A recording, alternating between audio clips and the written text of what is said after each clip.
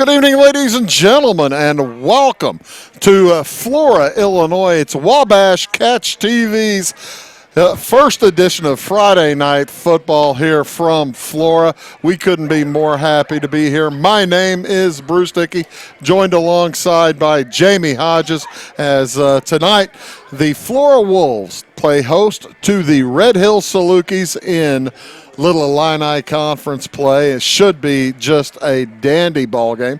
And knock wood, Jamie Hodges, we have been kind of skirting storms all day long. Well, in the last hour or two. They keep breaking up before they get to us. So we're in good shape, Bruce. That's the hope. That's the hope anyway, as the Flora Wolves and the Red Hill Salukis all getting ready for their first games of the year. The Flora Wolves coming off of a season where they went 3-6 under head coach Brian Tackett last year. And they're looking to see if they get improve that, maybe get to 5 wins, get into the playoffs. And you know, Jamie, that's always the goal. But in a tough Little Illini Conference from last season, there's some people you need to hurdle there, aren't there? Well, and Flora's young, Bruce. They've got a young team, and they're looking to improve on last year, as you said. And if you look at this conference, you've got Robinson, Olney, who's always tough. And they're playing Red Hill tonight, who had an outstanding year. Red Hill went 12-1 last year, made the state semifinal. You've got Newton, who when I was in high school I had my one tackle against. Oh, really? It was a face mask, but he stopped. That's good. So, yeah, that's half the battle. Bruce. You know, you're supposed to stop them. That's the goal. Yeah, I went over and said, Coach Graham, I'm sorry for the penalty. And he said, you better be sorry. I lost $10 to book. I said you wouldn't stop him. Oh, that's all right. Coach Billy Gray of the Red Hill Salukis bringing his squad in here. Like I said moments ago, they went 12-1 last season, made it to the state semifinal where they lost to the eventual state finalist, but who did they lose to in the final there? Let me find it. The wind is playing havoc with Lost your to papers. Athens. Lost to Athens last year. Check that. They went 11-1, made it to the state quarterfinal, and lost to Athens at home to end their season. They were undefeated last year going into that football game in Class 2A. The Red Hill Salukis, like I said, under Coach Billy Gray, Jamie, you can pretty much count on a wishbone all night long. He likes to wishbone. That's what they ran when Billy Gray was in high school. He's about 3 years younger than me. Makes you wonder why Billy Gray would run it now. Yes, well, they're running a little more successful than they did when he was in high school. But anyhow, that's what they ran when he was They there. were pretty successful when he was running in high school, too. You're right. As the Salukis, Billy Gray has been pretty darn successful. You know, and that's the thing for Red Hill. They are for them, everybody's bigger. I was going to say they are quite a bit smaller than at least half of that conference, Bruce. Oh, all of it. I think just about all of it. You look at Red Hill's enrollment of 271, or at least that's what it was last year. This year it's not much different, 269 kids. And it's kind of a testament when they play every week against the likes of Olney with 700 kids and Newton with 400 or 500 kids. It's a pretty nice deal. Go ahead. And you look out here, and we're looking at Flora's team lined up, and you've got Red Hill over here, and they're not outsized. Usually when you're that much smaller of a school, you end up being quite a bit outsized by the other team, and they are not. No, that's true. And, you know, the other thing for the Red Hill Salukis, they're bringing their entire offensive line back from last year, as well as two-time 1,000-yard rusher Drew Moore, number 1 for the Red Hill Salukis. So they're going to be a handful for these Flora Wolves. However, the Flora Wolves under head coach Brian Tackett, they're a learning squad. They're going to spread things out a little bit. They've got their quarterback is Jace Helm, and he'll be doing some of the quarterback, but maybe not all of it. And he'll be throwing the ball to Trey Robinson with another freshman. So a young squad for Coach Brian Tackett, but makes you wonder. You get to see a lot of improvement probably throughout the course of the year. Well, right.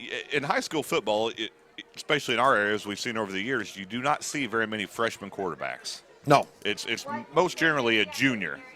Junior sometimes, usually a senior, but they're hardly ever as a freshman starting quarterback.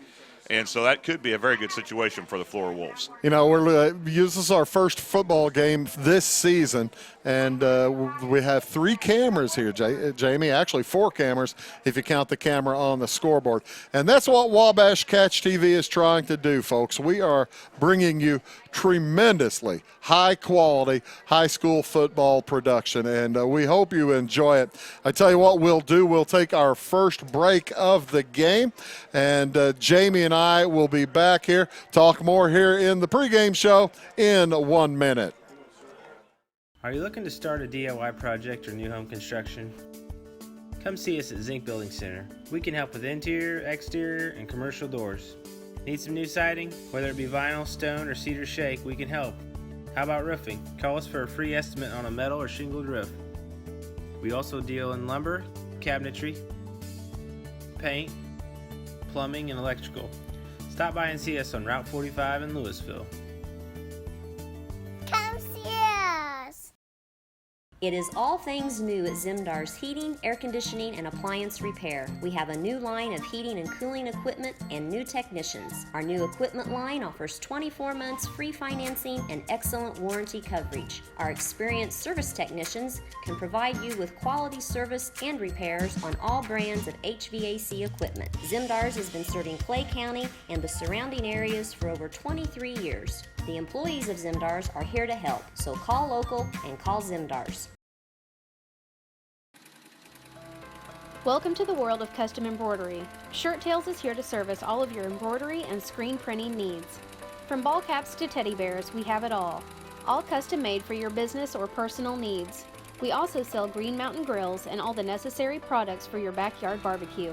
Call us today at 662-2451 or stop by 134 West North Avenue in Flora or visit us online at shirt-tales.net.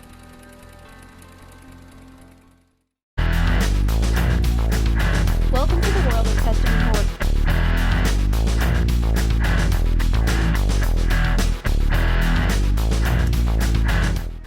And welcome back to Flora High School. Actually, the football field down here. Look, this is really cool. Jamie, you can. They have the large, the big inflatable Flora Wolf down there on the west end, and of course, you're looking at the screen at the Red Hill Salukis down there on the east end of the field under the flagpole. Flag's pretty active tonight, isn't it, Jamie? A little breezy. I'd say the flag will not sit still. I think you're probably right. This a good crowd actually on hand here for Red Hill already. The Flora crowd probably maybe taking it a little bit, maybe a little more concerned about the weather and have an opportunity to show up late. They can get here quicker. They can get here quicker. they can sit at home, watch us on YouTube. There you watch go. Us stream well, the that's game exactly right. And yeah. kind of get their updates. And, watch and us arrive on at the last Wabash. minute. Watch us on Wabash. Wabash throughout. TV, yeah. Yeah, we're on TV right now. And the officials are here. Good to see the officials have made their way to the field. Already clearing up in the west. I told you, man, this is not, I will knock fake wood. By the way. That was plastic, by the way. That was plastic. What do you think here of the new bleachers and the new booth here on the north side of the field at Flora High School? Gorgeous. It is bright in here. We've got great big windows that all open. Bruce, let's not lie. You and I are a couple of decent-sized guys. Yeah. And yeah, we have are. got plenty of room. There's plenty of width here. And we also we're pack rats. We carry a lot of paperwork. And it's just nice and roomy. You saw, by the way, I forgot, I couldn't find my my normal bag that I like the use. Cardboard box you transferred so, yeah, I'm using cardboard box. You look like a homeless person. Well, that is kind of what. And plus you have a box. That's yeah. That's kind of the look I was going for. But as long as you have enough information at your fingertips and you're ready to go at a moment's notice. We are over on the visitors' side here at Flora. Tonight it's Red Hill at Flora. Next week we will be in Fairfield. Speaking of new facilities, they have redone a ton of things there, Jamie. Everything. Have you been by to see it, Bruce? It's been about 2 or 3 weeks. It is gorgeous. They've done an outstanding job. They have built a new press box on the north side as opposed to on the south side. But and that's one of the other interesting things, Jamie. Usually football fields go north and south. That way the sun doesn't really play havoc at all during like afternoon games too much. Whereas Flora and Fairfield are two of the very few fields you'll find that are east-west fields. Yeah, I always drove Stan David nuts. Yeah, it did. That was like it ate at him till the end. He'd say, yeah, they're not heading north and south. They're heading east and west. But Fairfield is handcuffed by train tracks. Well, that's true. And Flora, hey, this is a great facility with the baseball field just over there. The new grade school, the junior high. Is that no? Floyd Henson's the junior high. This is the grade school right behind us, and they're letting people park over there. That's cool. They aren't. However, if you do park over behind us, you have to walk all the way over there to the west side to get in. I think. Now you can get in over on the they could cut through south back here, side. Yeah. come in the same way you always did, where you normally park. Yep, and so that is a real handy place. That's where you and I parked. No, they've done a really nice job here at Flora. It's a great place to come watch a football game. If you are listening and you are close and not here, Bruce and I have decided it is not going to rain. Come on out, catch some good football. It's Christmas, Bruce. Well, now, high school football starting back. Yeah, that's true. So you're making the point. We've got viewers on television who aren't here. You realize you can watch on your phone now, Bruce. Well, that's true. Everyone doesn't have a flip phone. And we will have that's one of the new things this year with Wabash Catch TV's presentation of high school football. We have replay. We'll have replay facilities, and Aaron Cummins is downstairs. He'll be doing our replays over the course of the evening, as well as hopefully over the course of the year. Don Ross is our director. He's down in the truck. Bill Holman is next to him helping out in the truck, and Aaron Cummins also down there in the truck. 3 camera people tonight here. You cannot really. This is a big production, Jamie. Well, we have a monitor in our booth. We're like NFL announcers, Bruce. I'm watching what the people at home are seeing, and it's crystal clear, and I just feel way more professional than I look. So do you want me to be Joe Buck, and you want to be I heard Troy a great Aikman? interview with him on Pardon My Take. Remind me to tell you about that later. Joe Buck? Yeah, it was awesome. But he's I've heard him on Howard Stern. You're right. He does a good job. Well, this tied into that, so it's pretty good. Chris Schulte is up on top of the booth. He is our engineer from over at Salem, coming over and shooting tonight. Maggie Fender over here on the camera on the far left, or probably the right-hand side, which would be west, and on the east side is Madison Harmon. So we really do appreciate all those folks working hard for you tonight. The officials are getting set to meet with the captains in the middle of the field. This is one of the things that has always bothered me. I don't know if they'll do it again here tonight, but over the years they have a pre-meeting where they actually do the coin toss and everything, and then they'll come out like right before the game and do it again. Why? I don't know. I have no idea.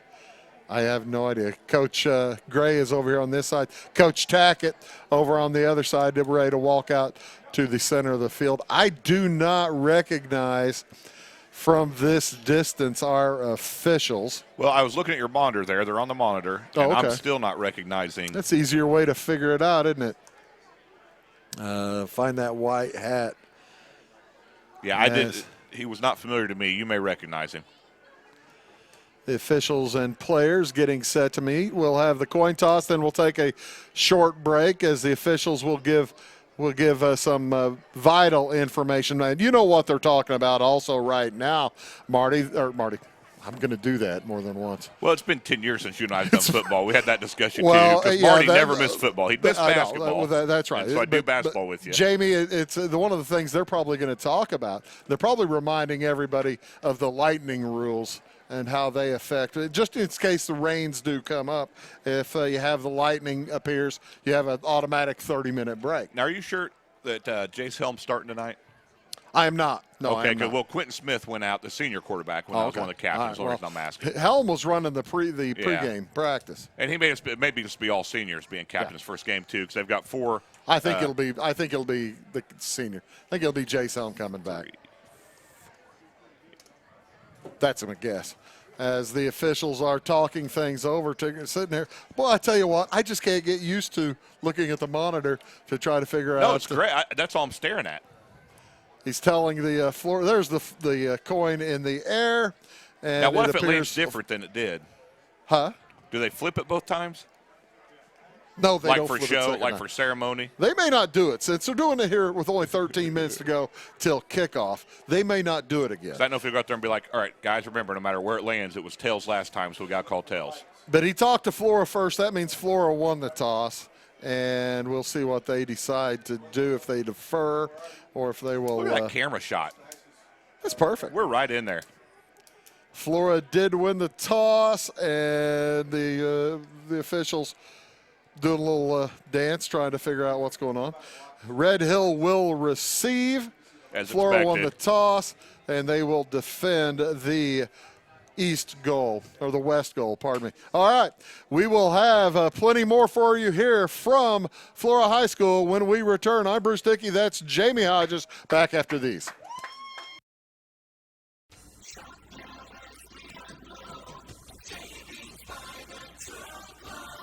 Hi, this is Craig from Salem Tire Center. Our business is getting you on the road and keeping you there. That's why we're a proud provider of the Michelin tires, including the Michelin Defender family, Michelin's longest lasting tires on the road. Stop by today at Salem Tire Center, Route 50 and I-57 in Salem, or call us at 548-5045.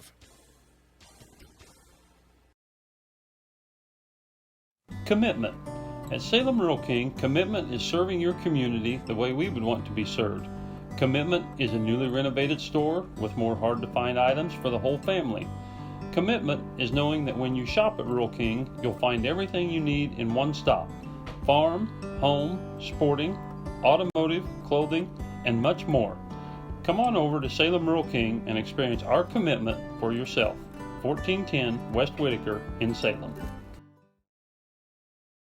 When you want an honest deal and hometown service without the runaround, go to Lamont Chevrolet Chrysler in Fairfield. Let Gabe McGahey, Sheldon Bunning, Jeff Black, Dennis Downs, Matthew Rogers, or Caleb Dunn score the best deal for you on your next new or pre-owned vehicle. Parts and service departments with factory-trained technicians and express lane and state-of-the-art tire and alignment technology. Lamont always inspects your battery, antifreeze, wipers, and tires for free. We want you prepared for the open road ahead.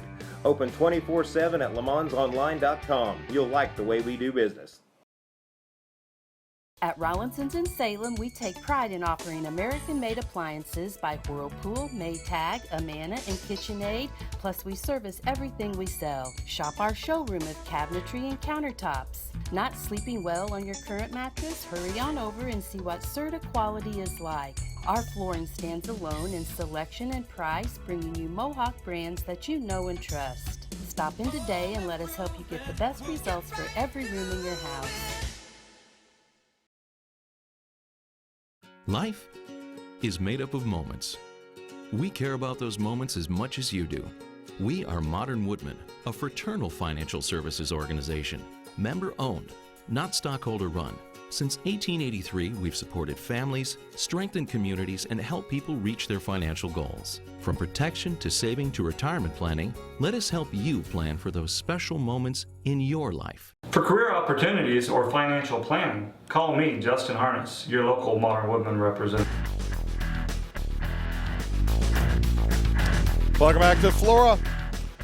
The Red Hill Salukis set to take on the Flora Wolves here on the opening night of football 2018. It's a holiday. It's Christmas. It's Christmas comes twice a year, Jamie. That's really what happens. There is not much better than high school football and Friday night under the lights. Under the lights, and looky there to the west. Did you notice that? Sunshine has popped out from behind the clouds. Oh, what a gorgeous night here in Flora. The Flora Wolves will be kicking off when we begin, and they will be kicking from the east to the west. They will have, maybe a little bit of a wind advantage, but not a whole lot, with the Red Hill Salukis getting the ball to start things out tonight. All the fans on their feet right now as they are playing Illini Loyalty, which is the Flora fight song. Gag. Gag, you say. As well, you're an Indiana fan. Nobody in the Southern Illinois plays the Indiana fight song for their fight song, school song. Just telling you. Unacceptable. Unacceptable. Oh, I like it. I like the great big archway over there. You know, over there more on and more the schools west are side. starting to use those inflatables, and they look really neat. You know, you're right. And the only bad thing is when those Velcros or something get a little bit tighter than the kids can get through. If your football team cannot get through one of those, then It's a bad sign. You got other problems. That's a bad sign. But we are waiting there for the kids to blow through the Flora Wolf players to blow through the big inflatable. They're having a last-minute strategy meeting, trying to exactly figure out who wants to go first. Through the inflatable? Well, you know every kid does. Well, yeah. Did you ever get to go through one? At like a fair. You know, they probably make those big enough for 40-year-olds such as yourself to go through. I think I need one of those at home in front of my building out back. Yeah. That way every time I head out there, I get pumped up to what sport. Sure, you bet. I don't blame you. You know what I'm kind of confused with? I guess it looks kind of like a bleacher for the band, but I don't think the band is performing tonight because of the weather. But that's where the fan section is going right now, getting ready for the Wolves to come through. It looks like they're piling it in with students who have signs and probably just a little pep area. Kind of wondering when they're going to pop through, because I kind of need to take one more break. I tell what we'll do. They're probably having final discussions in the locker room. We're going to take one last pregame break, and we'll be back after these. Are you going out of town for a vacation or a weekend getaway? What are you going to do with your dog? That's easy. There's Jaggers Doggy Daycare in Mount Vernon. Jaggers Doggy Daycare is your one-stop shop for overnight dog boarding, doggy daycare, as well as dog grooming and obedience dog training. It's your dog's home away from home, and they will thrive, and they'll get one-on-one attention by a great staff. More information is available on the web at jaggersdoggydaycare.com. Jaggers Doggy Daycare, 414 Main Street in Mount Vernon.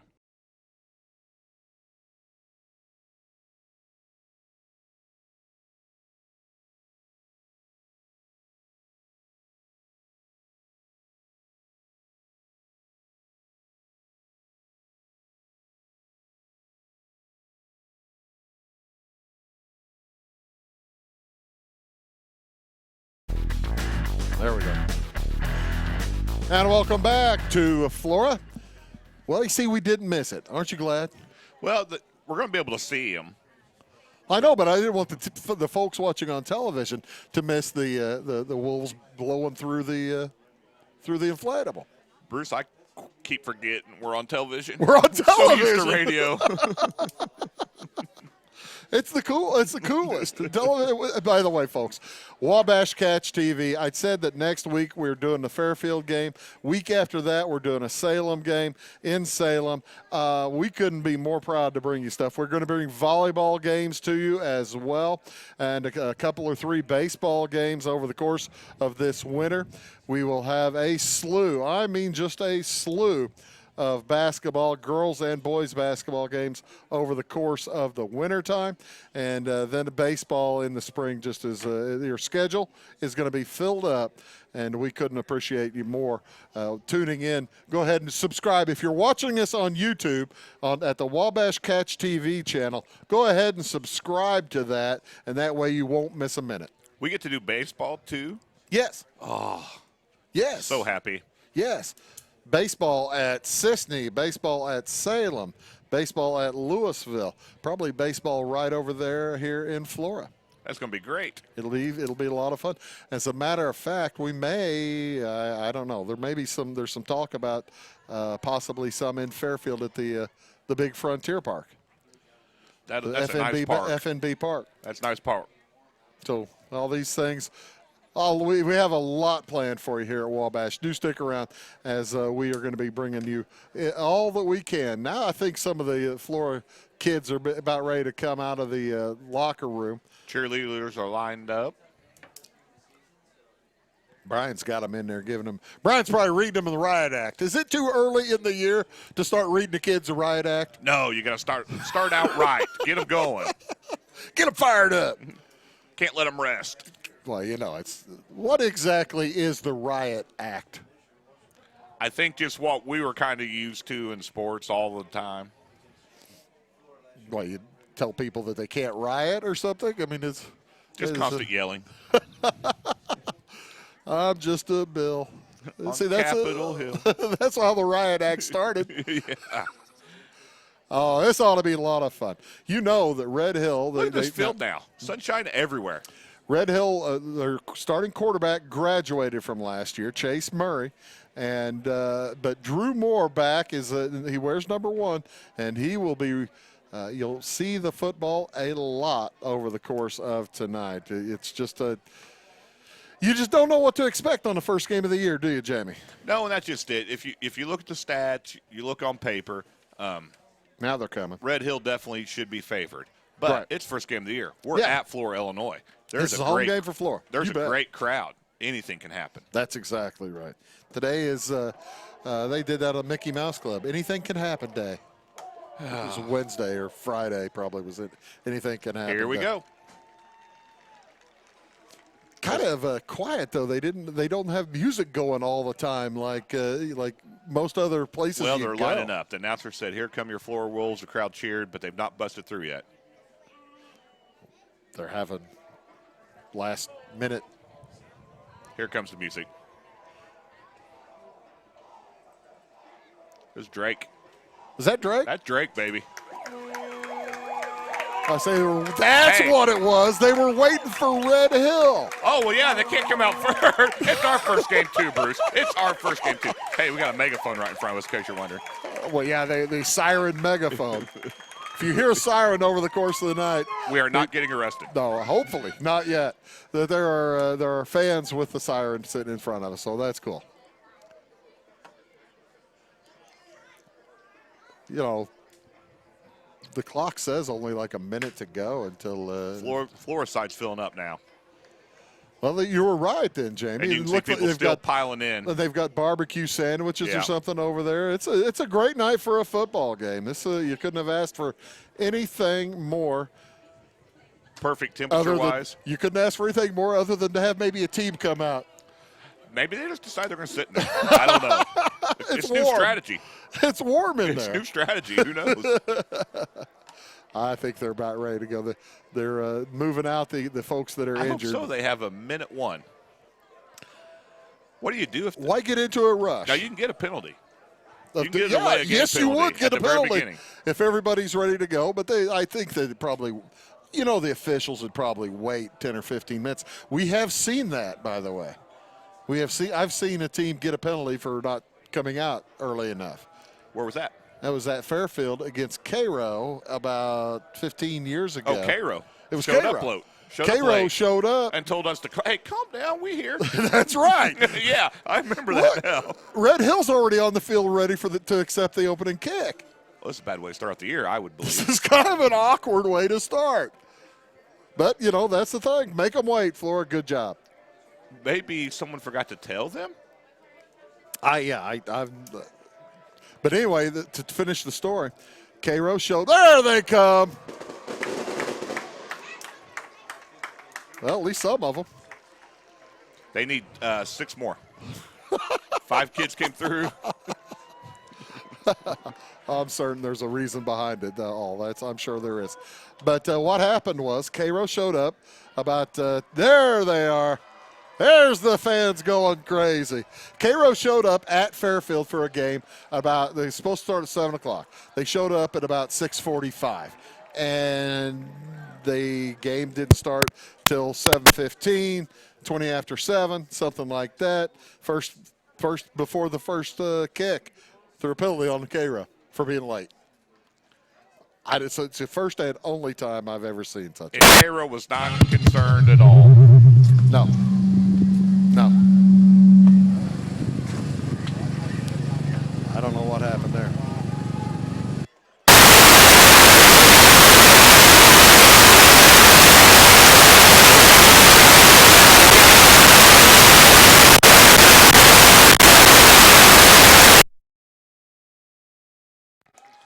There we go. Now we're back.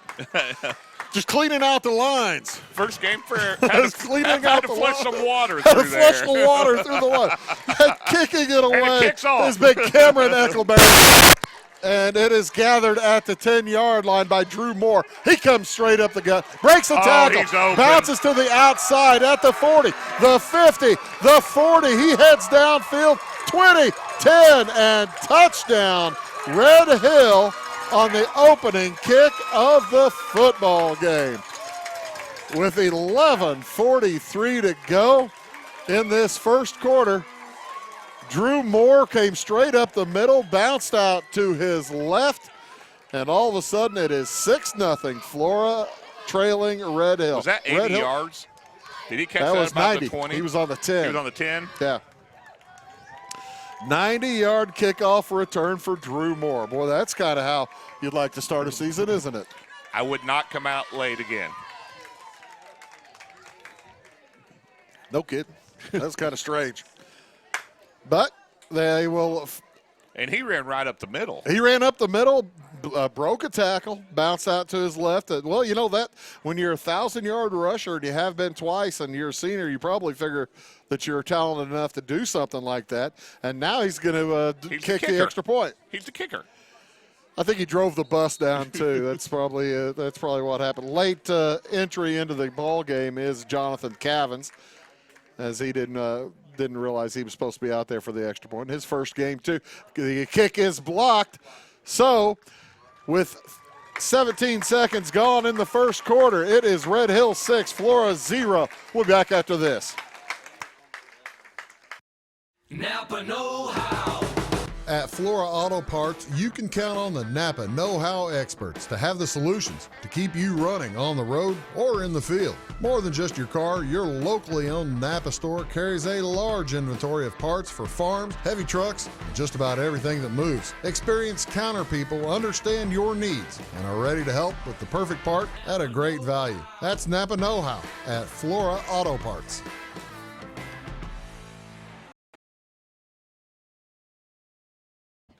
So, back here at Flora, the Red Hill Salukis have scored on the opening kickoff. Drew Moore, boy, there was no stopping him, was there, Jamie? No, he got the ball, went up the gut, and just missed tackles. Missed tackles. Usually return kickoff for a touchdown, they break it outside. Yeah.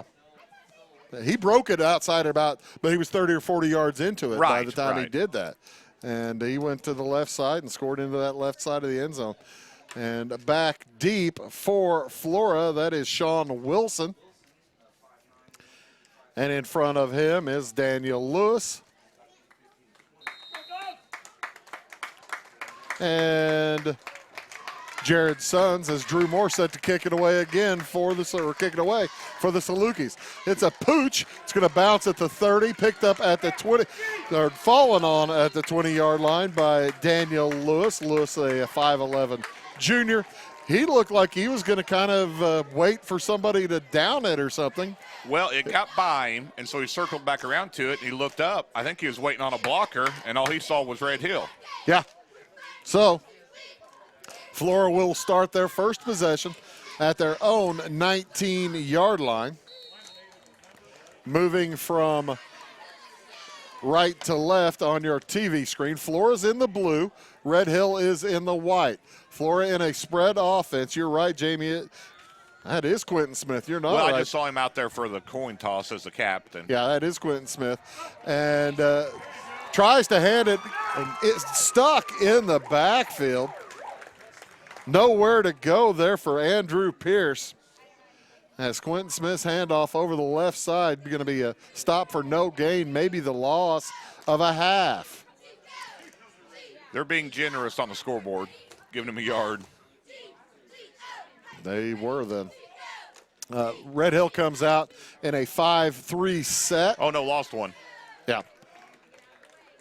Back into the shotgun goes Quentin Smith. As he takes a look, he's got two men split out wide to each side. And a man in the backfield with him. Back to throw is Smith, rolls to his left. He's going to carry it. He heads near the out-of-bounds marker and shoved out after a gain of about 6. Get up to around the 25-yard line, and that'll make it a makeable 3rd and 4 for the Wolves. Yeah, Smith's a good-sized kid with quite a bit of speed. Did a nice job getting out there, Jamie. You're right. As you got to figure that the Wolves are going to probably try to pop Smith in and out a little bit as their offensive line, maybe not the most experienced, probably try to get a little bit of room and a little bit more time for Quentin. Red Hill sneaking up a linebacker. Handoff straight up the gut goes to Pearson. He's not going to get it. I think he lost again. Met in the hole, and maybe, I think you're right, maybe driven backward about half a yard. That'll bring up 4th down and a solid 5. Andrew Conrad set to punt it away for the Flora Wolves. Back deep goes Mr. Do-Everything, Drew Moore, along with Parker Havel for the Salukis. Most important thing here early in the season, you want to have good snaps and stuff on special team. It's a good snap, but a short kick. Shank out to the right, rolls out of bounds at around the 34-yard line. Kick's going to be just 10 yards. The wind didn't help, did it? No, and he was trying to keep it away from Drew Moore. That was in his head. That doesn't help either. No, but it puts Red Hill with outstanding field position here with 10:14 to go in this first quarter. Red Hill already leads 6-0. This very important set of downs for Flora. Sure is, as stepping under center is Drake Allen, and the handoff goes straight up the gut. Actually, Allen's on the keeper. Or did he hand that off? I believe he must have handed it off to Josh Henry. Did he keep that? I thought he kept it. I need to, whenever it's, I'm looking through a screen. Oh, well, not going to make excuses if I miss a call. Gannon Gaither checks into the ball game. He'll replace Josh Henry as the Salukis gained about 4 yards on that first play. It's 2nd down and 6. Football laying on the 30-yard line of Flora. Flora would love to get a turnover right now. Handoff this time goes to Drew Moore. He bounces up the middle. And he has run. He just runs wild, Jamie, and they got a hand on him, and he was unstoppable. 30-yard scamper right up the gut. And it is so far Drew Moore 12, Flora nothing, with 9:29 to go here in this first quarter. Flora's going to have to figure something out on Drew Moore. No one got in his way. They did get a hand on him. I think 2. Yeah. They were Olay hands, like the bullfighters. They were struggling. Still into that wishbone. The handoff will go to the left wing, and that is Josh Henry. He is in for the extra point. 2-point conversion is good with 9:29 to go here in the first quarter. It is 14-0 in favor of Red Hill. Back after these.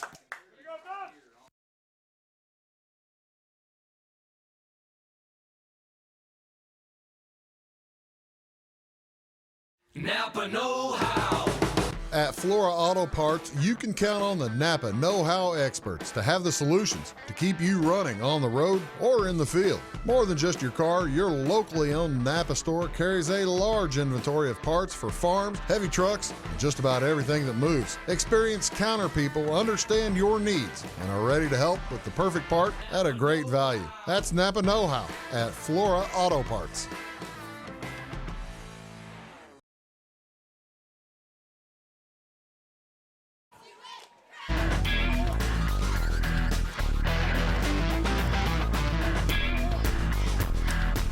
And welcome back here to Flora High School. Red Hill has jumped out to a 14-0 lead. As, we worried coming in, Jamie, and Flora has made a couple of mistakes, and you just can't do that against this Red Hill team. No, and Flora tried to run, and it didn't do much first time. I'd like to see Quentin Smith try a couple drop-off passes, little quick slants. Penalty on the kickoff. Red Hill got across the line early. And the official over here on this side saw it, and you have to wait. Offsides against Red Hill. They will re-kick. Back deep for Flora is Sean Wilson. He does have Daniel Lewis on his left, and Jared Sons over on his right. The ball, however, he's kind of pooching it a little bit, isn't it? That was a squib rather than a pooch. Yeah, and look how he has it slanted on the tee. Straight up, isn't it? Folks at home can see it really well. Yep. And that one is pooched out there to nice catch. Daniel Lewis. He gathers, heads up his left side. He'll get out to the 45. Nice run back and pretty good field position for Flora to begin their second possession of the evening. Yeah, Flora was ready for that pooch kick that time. If you run up and attack it quick, you can get some yards before the kicking team's You're there. absolutely right, Jamie. And the thing is, if you do that, if you're aggressive on it, it won't eat you up. Right. It's like a shortstop on the baseball diamond backing up, and it'll chew him up sometimes. Whereas if he charges it. Where if he charges, he's got a better chance. Quentin Smith in the shotgun for Flora. Trips to the right. That's the direction Smith rolls. He throws it. It is incomplete, intended for Cole Young. On the defense, guess who? Drew Moore. But I like Flora doing that. They stuffed the run. Well, you got to establish one or the other to get the other one to work. Now. What? Pierce has -2 yards, so if they can get the pass going, that'll open up a little under.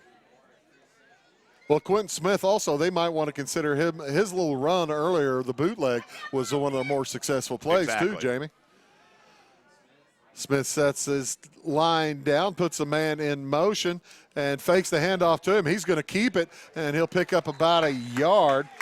The man in motion was Cole Young. A flag is thrown late. Let's see what that's all about. Late hit? Well, not where the flag is. I would be kind of surprised. Nope. That may be an illegal block.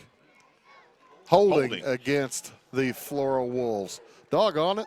Oh, well, they're going to, looks like Red Hill is going to decline. They would prefer to have 3rd and 9 to 2nd and 19 when you're facing a passing team. I'm really glad because I already had the rush. Did you? Down on my stat sheet and pin, so. Well, that's good. Makes my day a lot easier. Make sure, you don't have to start scribbling. That's right. 14-0 with 9:09 to go here in this first quarter. Flora Wolves against the Red Hill Salukis. I like Flora's helmets. They're shiny, aren't they? Andrew Pierce in the backfield along with Quentin. Quentin Smith back to throw. He has to run a little bit. Now he's going to be brought down. In on the sack, big old Andrew Gonyat, pardon me. Gonyat. It's Gonyat in Lawrenceville, Gonyat in St. Francisville, where he's from, right? That's right. So more of the French pronunciation. Loss of 12 on the play, and it puts the football all the way back to the 35-yard line. And this just a rough start for the Flora Wolves. Well, the young line tried to give Smith time. The punt is away from Conrad. This one he doesn't mind as it's going to be out near Moore. Moore is going to let it fall. The Wolves will down it on the 35 of Red Hill. Red Hill will start in their own side of the field for the first time. And, this is I think, Jamie, a key thing. You got to start winning the field possession game before you can start winning the game. Yeah, just push them back. You got to stop. It's just 2 scores. They're just down 2 scores. Oh, yeah. This is high school football. Sure. It's in the first quarter. It's by no means the end of the game. So 8:10 to go here in this first quarter. Have a good stop here. Get some momentum going. Get something positive happening. Red Hill strides to the line. They've got the wishbone behind the quarterback. One man split out wide to the left. They give it to Moore. He's the right halfback, and he is tackled at the 40-yard line. See, and I got to tell you, I think that was the first time they've tackled Drew Moore. Yeah, and that was nice tackling. There was a well group of done. Wolves there. Sure. Pack of Wolves. Yeah, picked up that's well done. Picked up about 5 yards on the play. It'll be 2nd down and 5. The fullback, by the way, for the Salukis is Gavin Volkman, number 34. I'm about to get a clipboard next week. Yeah, I needed to do Time just caught up to me. Didn't get it transferred to the box. I didn't get it. Doggone it, I didn't get it stolen. I tried to steal it. I forgot. Gannon Gaither on the left wing is the other back, and he'll take the handoff this time, trying to get over the left side on the trap. He'll pick up a couple. Good blocking, but outstanding job on the tackle there, fighting off the block. Blaine Dickey, no relation, coming from his right defensive end spot, coming all the way across to make that tackle. Pickup of 2, but a good tackle. Yeah, they've held him to 2 short runs here. You know, that's the thing. You were talking earlier, Jamie, about how important that second possession was for the Flora defense. This would be a huge confidence booster. Oh, yes, yeah. Yeah, if they can stop him here, hold him. Under 7 minutes to go here in the first quarter. 3rd down and 3. And it's going to be a false. I believe you are correct. I believe the left side of the line was moving a little bit early.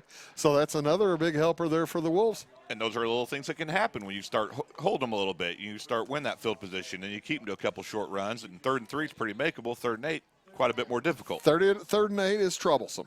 3rd and 8 is troublesome. It's kind of that no man's land in football. Right. That's as right. far as play calling. Red Hill not prone to throw the ball a ton, but you just never know here in this kind of position. They've got double tight ends, and they fake the handoff. They will throw more out here to the right side, and he got throwing hammered. it deep, and the ball is over the head of the intended receiver, Parker Havel. But you're right. Drake Allen paid for that one. Yeah, Drake Allen, the quarterback, he took a shot. He kind of held on to the ball too long anyway. I thought it looked like, Jamie, that he had had bust it. Well, that or he had more down here running with him, following along with him, but he didn't throw it to him. So 4th down. The Wolves hold. They'll get the ball back on the punt here. Drew Moore, the punter. No, he's not. He's not out there punting. I think he's not. Is that a 6? No, that is Moore. He does it all. And that's a short kick, going to bounce at the 40, roll dead. Yep, that's a good decision. At the 34-yard line, and that's where the Wolves will have it. 1st and 10, trailing 14-0 with 6:07 to go here in this first quarter. Flora, you know, they've got a little defensive confidence built up now, Jamie. Now what? Well, we've seen that transfer over to the offense, especially in high school football when you have several guys usually playing on both sides. That's right. You'll have at least 3 or 4 guys doing double duty. That's the thing. And so they carry that confidence to the other side. You're right. The linemen get a little bit of confidence, and they think, man, we can play with these guys. Hey, look at that rainbow right over there over that tree. Well, you see that? God loves football. Well, I guess so. The leprechauns down at the bottom of that. In the shotgun is Quentin Smith, and a flag will be thrown well before they line up Red Hill across the line of scrimmage. Neutral zone. No, it's not neutral zone. They're going the other direction. I think a Flora Wolf lined up or started to line up across the line of scrimmage, and the official didn't let him get back. Well, I didn't see if the receivers checked with them. Sometimes if that's what you're supposed to do. And we've seen that in high school football. If a receiver doesn't check with the official and is lined up wrong, they're going to throw that flag. So I'm watching this. Nope, 32's checking with him. He checked it with him this time. Yeah, so maybe he was checked with him well. As Conrad was over here last time. I think that's who it was on. The handoff straight up the gut to Pierce. He's going to pick up a little bit of that penalty yardage. Not back to the original line of scrimmage. Picked up a yard of it. Makes it 2nd and 14. And that's the troubling part right there of that first penalty. When you have, 1st and 10 is a lot easier than 1st and 15. A whole lot. You can run the ball. Yeah. You can go 3 yards, 3 yards, 3 yards, and you still have a shot at it. If you're 15 yards for that first down, it makes it a lot more tough. 14-0. Red Hill over Flora. Under 5.5 minutes to go here in this first quarter. Quentin Pierce trying to get the draw offside. The Red Hill front line. Quentin Smith can't get it done, and he just drew off his own line. Yeah, I did. And his running backs, everybody except the center, went a little early, which means everybody else had it wrong. That's knowing, yeah. The center's always right. Yeah. my son having played center for 7 years of JFL, They move the football back another 5 yards, makes it 2nd down and 19. Sean Wilson in the backfield now with Quentin Smith. He's got trips to the left side, one man to the right. Smith in the shotgun. Throws it over there. The bubble screen is caught by Cole Young. Lost his footing. Slip. Didn't go all the way down, but, boy, that slip really cost him, didn't it, Jamie? he went to take off. He had an opening when he initially caught the ball, Bruce. There was 2 defenders that were well blocked and kind of split, and he had that middle area, and he just lost his footing. Tried to take a quick burst, and nothing doing. 3rd down now and a chunk. 3rd down and about 21. Loss of a couple on the play. Make it 3rd and 22.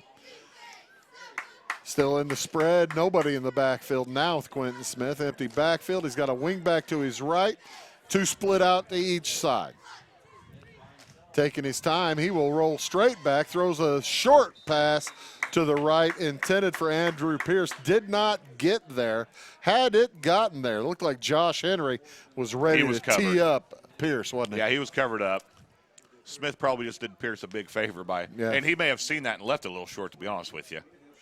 So on 4th down and 22, the Wolves will have to kick it away. Andrew Conrad into the game to punt for the Flora Wolves, and Drew Moore will line up inside the left side of the field. And it is not going to get to Moore as it goes out of bounds. Where are they going to mark it? At about the 43-yard line.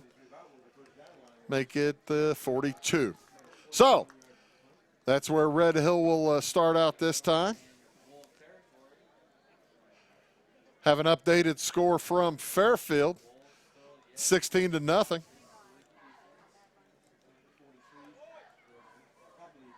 Hey, cool. We do have a replay of that touchdown ready to go. We'll do that here in just a second as the replay folks getting going. Aaron Cummins in charge of the replay. That is so cool. Isn't that the coolest? That is so cool. 1st and 10 at the 43-yard line for Red Hill. Handoff straight up the gut, nowhere to go for Volkman, Gavin Volkman, as he is driven backwards. I'm looking for, which number is he? 34? Yes. Thank you, sir. Well, they have 2 different numbers. Volkman defense, was one offense. Yeah, I don't know. No, he was issued probably. He might have a different number when he's wearing the blue jersey, gotcha, as opposed to he's wearing the white jersey. This was the roster that I received from Red Hill. Appreciate all the ADs and coaches participating and sending me rosters and business. I can't see it. Get him. Handoff goes to Moore, tries to get around the left side. He's still going. Got through a tackle. Gets through another one. He's going to be dropped at about the 22-yard line. What a run there. That was a good run by Moore. That's not on the Flora defense. They had 2 guys that wrapped him up textbook style, Bruce. Sure did. As the folks can watch later when they go back on YouTube. Well, no, we'll have the instant replay. Might have an instant replay. Oh, yeah, that was good. Next short break, we'll give you a view of that instant replay. I was trying to do my math really quick and how many yards I put him at, and I heard our Red Hill counterparts down here say 3 carries for 57. So there you go. Just went with it. It's very helpful. Very helpful. So it's 1st and 10 at the Flora 23-yard line for the Salukis. They're hurrying up the line. They're taking their time. They don't mind burning the whole clock. Handoff straight up the gut to Volkman. He bounces through traffic. He's going to get across the 15, very close to a 1st down.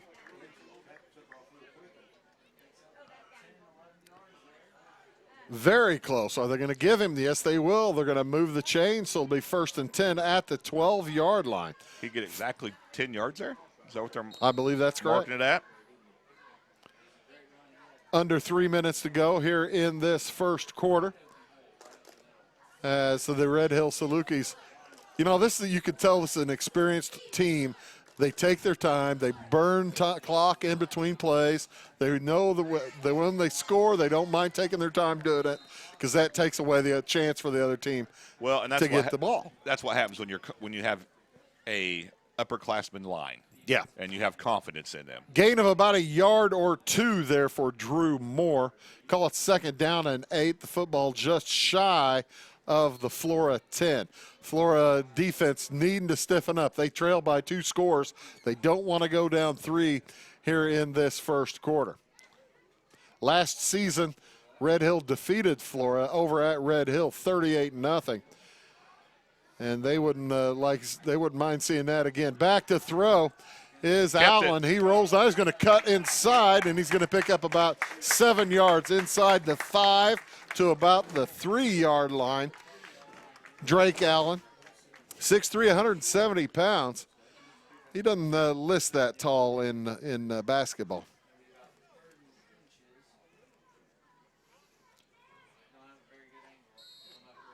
So 3rd and short, 3rd and 1 for Red Hill inside the 5, inside the 4-yard line, just shy of the 3. Need to get to the 2 for a first down.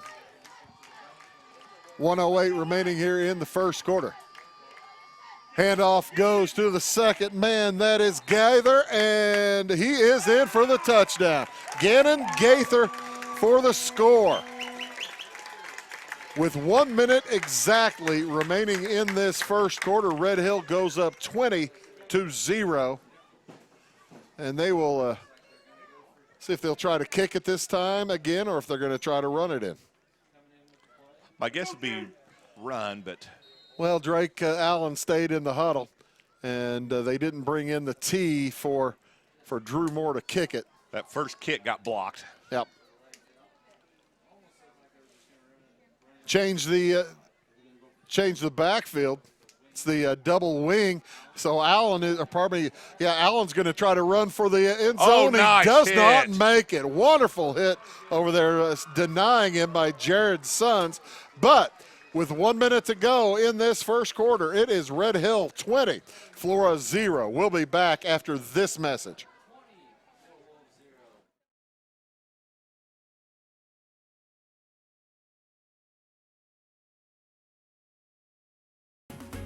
At Clay City Banking Company, we're all on the same team, regardless of zip code. At home, work, school, or across the country, you can be part of our team with our cutting-edge mobile banking products. From your hand, you can check balances, transfer money, make deposits, and pay bills. Looking for a loan? We've got you covered with our mortgage, agriculture, commercial, and consumer loans. Join our team today. Clay City, Flora, Louisville, and Fairfield Banking Companies. We're the hometown banks, member FDIC, and equal housing lender. Here comes the replay. I believe this would be the replay of the I'm not sure that looks like the replay of the – this is the replay of the extra point. This is the big hit right there, Jamie.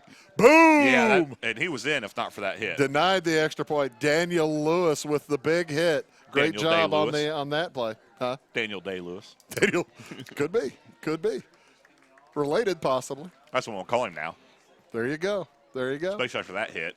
Looked like a Gangs of New York style hit. He used his left foot. Ah, there you go.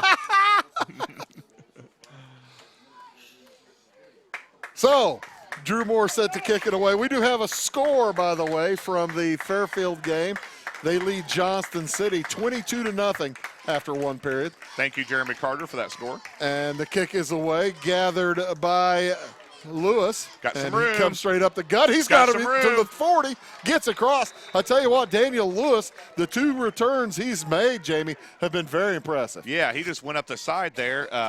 Came up the gut, bounced to the opposite side of the field just a couple yards. Bounced to the south lane. over there on the right. Easier for me to say opposite side than to figure out directions. You're not. Now hold on. Because if you're watching on TV, I was going to say side. you're not afflicted by the same thing I am with I can be right and left issues. No. Good. 1st and 10 for Flora at their own 41-yard line. They still have yet to get into Red Hill territory. This would be a good time to do it. Back in an empty backfield is Quentin Smith. Low snap, has to pick it up, throws it off to the right side, but it's caught and making off with it is Cole Young. He's going to get dragged down at about the 43-yard line. Gain of 2 on the play. They kept him in bounds. The clock does continue to run. I missed who'd you say caught that, Cole Young? Cole Young. Thank number you, sir. 15. Well, you see, now that was the tricky part. That's kind of a timing play. And whenever Quentin Smith had to go down to his ankles to pick up the football, that messes up all the timing, Jamie. Second down and a long 7, short 8 here for the Wolves at their own 43. One man in the backfield now with Smith. He will roll and throw. Rolls to his right. Still looking. Fires it, and it is caught by Young across midfield. Nice play. Stop the clock for the first down, as well as I don't know if he went out of bounds or not. There's less than a second to go. If he went out of bounds, they won't restart the clock. They got one more play this direction. I think he must have gone out of bounds. Now they didn't. That will be the end of the first quarter. After 1, it is Red Hill 20, Flora 0. We'll be back after these messages.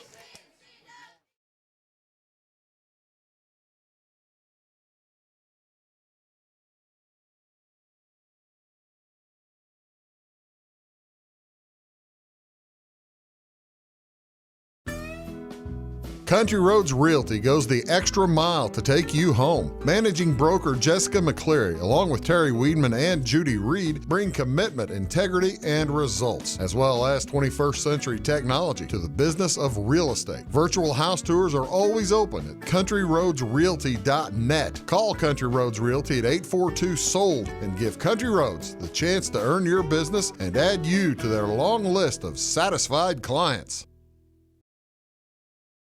I'm Mike Dye from Max Dye Incorporated. Since 1964, we've been doing business with one simple idea. Treat people right and they'll come back. So whether you're shopping for a new GMC, Chrysler, Dodge, Jeep, Ram, or pre-owned vehicle, or need service, we can help.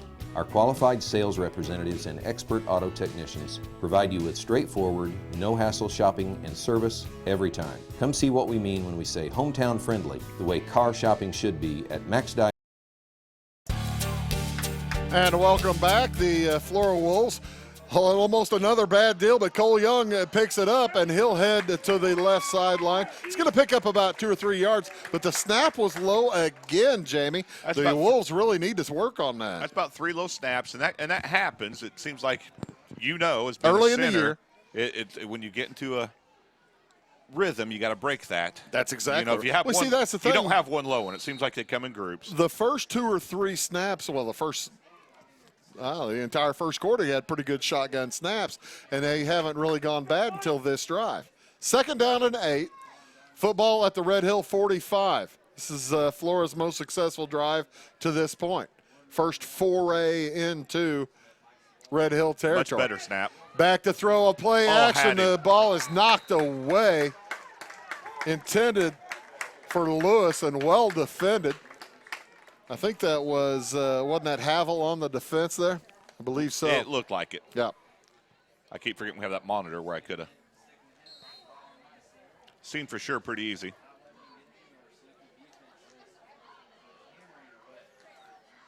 Now they're almost forced to pass. Yeah, 3rd and 8. But on this side of the field, if they don't make it, they may not punt it away. Depends how much they pick up here on this 3rd down and 8 play. Good point, Bruce. Low snap again. He picks it up. He's into trouble. Throws it off. It is Got caught. him. First down and catch made by Andrew Conrad. He up to the 30-yard line. Conrad has it. Smith to Conrad. And the Wolves are in business. All of a sudden, the Wolves have 30 yards passing. There you go. And mainly on this drive, too, isn't it, Jamie? Yes. 1st and 10 at the 30-yard line of Red Hill. Neither team has taken a timeout yet tonight. 11:04 to go here in this first half. It's 20-0 Red Hill. Boy, this game complexion would change a ton if Flora could get a score here. Better snap. Throw over to Conrad on the left side is incomplete. They're trying to take advantage of the Red Hill Salukis playing a little bit off, aren't they, Jamie? Yeah, and Red Hill keeps sneaking that linebacker up in the middle, right underneath the nose guard. So they've got 2 guys trying to come through that hole, and Flora's trying to take advantage of that on the outside. Yeah. because Red Hill's really jamming their guys in the middle, trying to overcome that young line of Flora. So, man in the backfield with Smith is Andrew Pierce. Another bouncing snap, and Smith has to really work for it. He fires it downfield. It is caught by Young. Touchdown, Flora Wolves. A flag is down, and it's going to be holding. It's coming back. Man, and he had a couple nice blocks in there, Bruce. He really did. There was 2 guys that stayed in there and held off about double blocked. Oh, that's a shame. Boy, that was the best play of the night so far for and Flora. Young did a good job coming back to catch that ball. But that is coming back. And You the hate bad to see deal is that. that holding occurred 7 yards behind the line of scrimmage. So, boy, oh boy, this is going to be a 17-yard penalty. Ouch. Takes away a touchdown. Takes away a 30-yard score. You go 17 the other way. That's basically a 47-yard penalty. Yes, it is. Not just that, it's a momentum killer at the moment. Oh, you aren't kidding. You just hate to see that. That was a beautiful job on all parts, it looked like. I missed a hold. I did too. You go from 2nd and 10 all the way to 2nd and 27. The hold had to be in the middle of that scrum somewhere. Yeah. So, Quentin Smith now looking at a much tougher task. He stands in their own half of the field, hands it off to Andrew Pierce. Pierce has bounced at the line of scrimmage. He might pick up a yard or so. Pierce a senior. Quentin Smith a senior for Flora. I'm going to give Pierce a yard on that one. That was right in front of us. I don't know that they necessarily did, but I will. I am. I agree. On my sheet, he gets one. 10.5 minutes remaining in the first half. You're watching Flora Wolves and Red Hill Salukis football on Wabash Catch TV. I'm Bruce Dickey. That's Jamie Hodges. And a slew of thousands. What a crew we have here. Don Ross. Great crew. Aaron Cummins, Bill Holman, Chris Schulte, Madison and Maggie, the M's. And timeout now has been taken by Flora. They trail 20-0, looking at 3rd and 26. We'll take a timeout as well. We'll be back after these messages. Make Carnaby Square in downtown Fairfield your fashion leader. We're the little boutique with the big inventory of beautiful, trendy outfits and clothing in a wide array of your favorite name brands. And don't forget our large selection of jewelry and accessories. Carnaby Square is Southern Illinois' largest dealer of Brighton. At Carnaby Square, we take pride in our one-on-one, knowledgeable customer service and look forward to helping you create your own special look. Plus, always free gift wrapping. Find endless gift ideas 24/7 at CarnabySquare.com and on our Facebook page. Shop the fashion leader in downtown Fairfield, Carnaby Square. Briscoe Surplus Sales on the northeast edge of Flora is your one-stop do-it-all shop. Looking for rugged boots and footwear from great brands like Lacrosse, Rocky, and Carolina? They're there. How about top-notch small engine parts and service? Briscoe Surplus Sales has it. Whether you're wiring your switches or switching your wiring, Briscoe Surplus Sales has the solution and the know-how to help you get the job done right the first time. Briscoe Surplus Sales, your one-stop do-it-all shop. Now, welcome back here to Flora. The Wolves looking at 3rd and 27 with 10:06 to go in the first half. Football laying on the 47-yard line. And the pitch goes to Pierce. He's got some room. Gets a nice cut. Picked up about 3 or 4.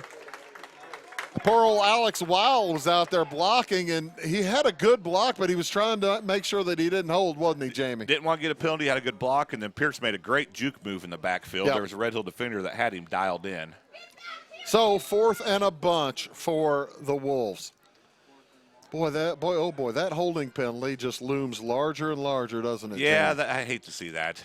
Flora was getting things going. After this nice punt, kick. we'll probably show an instant replay of something. The ball is caught by Moore inside the 20 at about the 17-yard line. I know that there was an instant replay of one of the earlier touchdowns, but if you have one ready to go, Aaron, roll it up. He may not. If not, we'll keep it here. Oh, here we go. Oh, yeah, that was that second touchdown, the one that they called off of, the short run, right? Yep. Or that was the extra point on it. The 1 yard run. I can't read your writing. 1 yard run. It was a 4 yard touchdown. 4 yard run. touchdown run. Yeah. Okay. All right. You can't read my writing. I can't read your writing. By Gaither.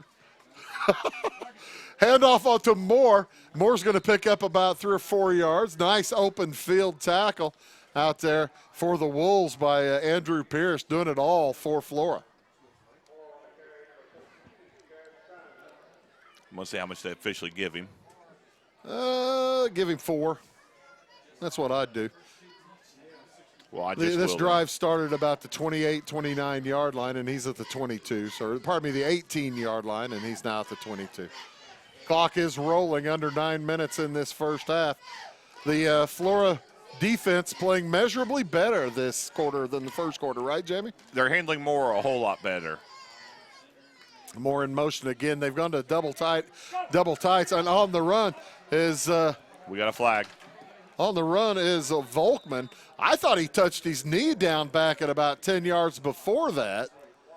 But the flag in the backfield anyway is going to probably negate. It is a hold against Red Hill. Actually, the flag was downfield. It'd be 10 yards back from the spot of the flag. Probably be about the same line of scrimmage as we had earlier. Or very close to it. And I'm with you. It looked really close. I Like thought he Volkman put had his knee down. I don't know if we have the replay of that, but it sure looked like Volkman had his knee down when he was cutting. But the officials are a lot closer to it than you and I are.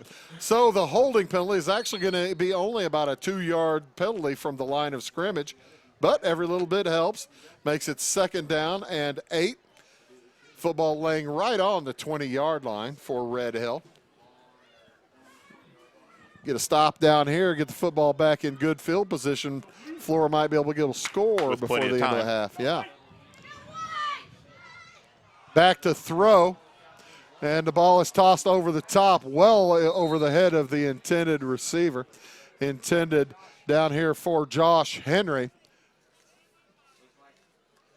And I'm kind of interested what it looked like the officials or the linemen were talking to the officials back there, to the referee, the white hat. Oh, really? Yeah. Wonder what they were discussing. That's what I wonder.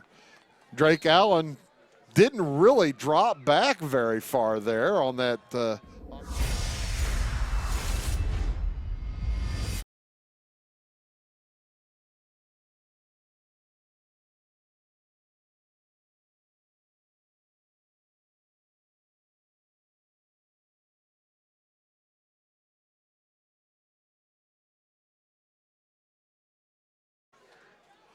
So the penalty here will go against the defense. Red Hill's going to pick up 5 yards.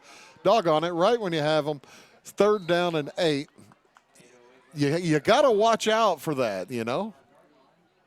I was watching that play pretty close, and it looked to me like it was. You thought they were drawn off? Yeah, that motion, I don't know. Well, 5 yards win against Flora. So 3rd down and 3 here for the Salukis. Double tie, or probably double wing back, hand off straight up the gut, goes to Drew Moore, and he'll have the 1st down and plenty more as he gets out across the 40-yard line to about the 41, maybe close to the 42-yard line. A gain on the play of about 16 to 17 yards. He's probably close to 100 yards there in the first half. Is he on 80? He comes out for a play now. That doesn't count the, it'd be 100 total yards. That doesn't count the kickoff return. No, that does not count it. You're right. Should be close to 200 with that. Yeah. That was a 90-yard kickoff return for a touchdown. Counting that. That's right. Volkman is the fullback now in the double wing set. Back to throw again is Allen. Throws it to his right. It is caught to the 45, 46-yard line. Gain of about 4 on the play. It'll bring up 2nd down and 6. Nice little out pass. 7.5 minutes to go here in this first half. The clock is rolling. The receiver was tackled before he went out of bounds.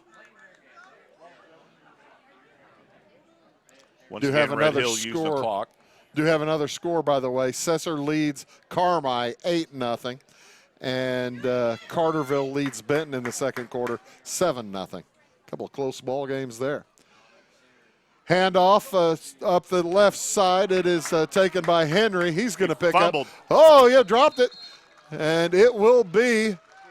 Did Flora get it? Flora football. Yeah, Pierce got it right. That's what it looked like to me. Yeah, they've switched their footballs. It's Flora football. Well, I never saw a signal. I didn't either. I was kind of looking at officials for a signal or some kind of happy sign. None of them really stopped the clock either. No, I mean, there was nothing. All right. 1st and 10, Flora. At midfield, 6:53 remaining here in the first half.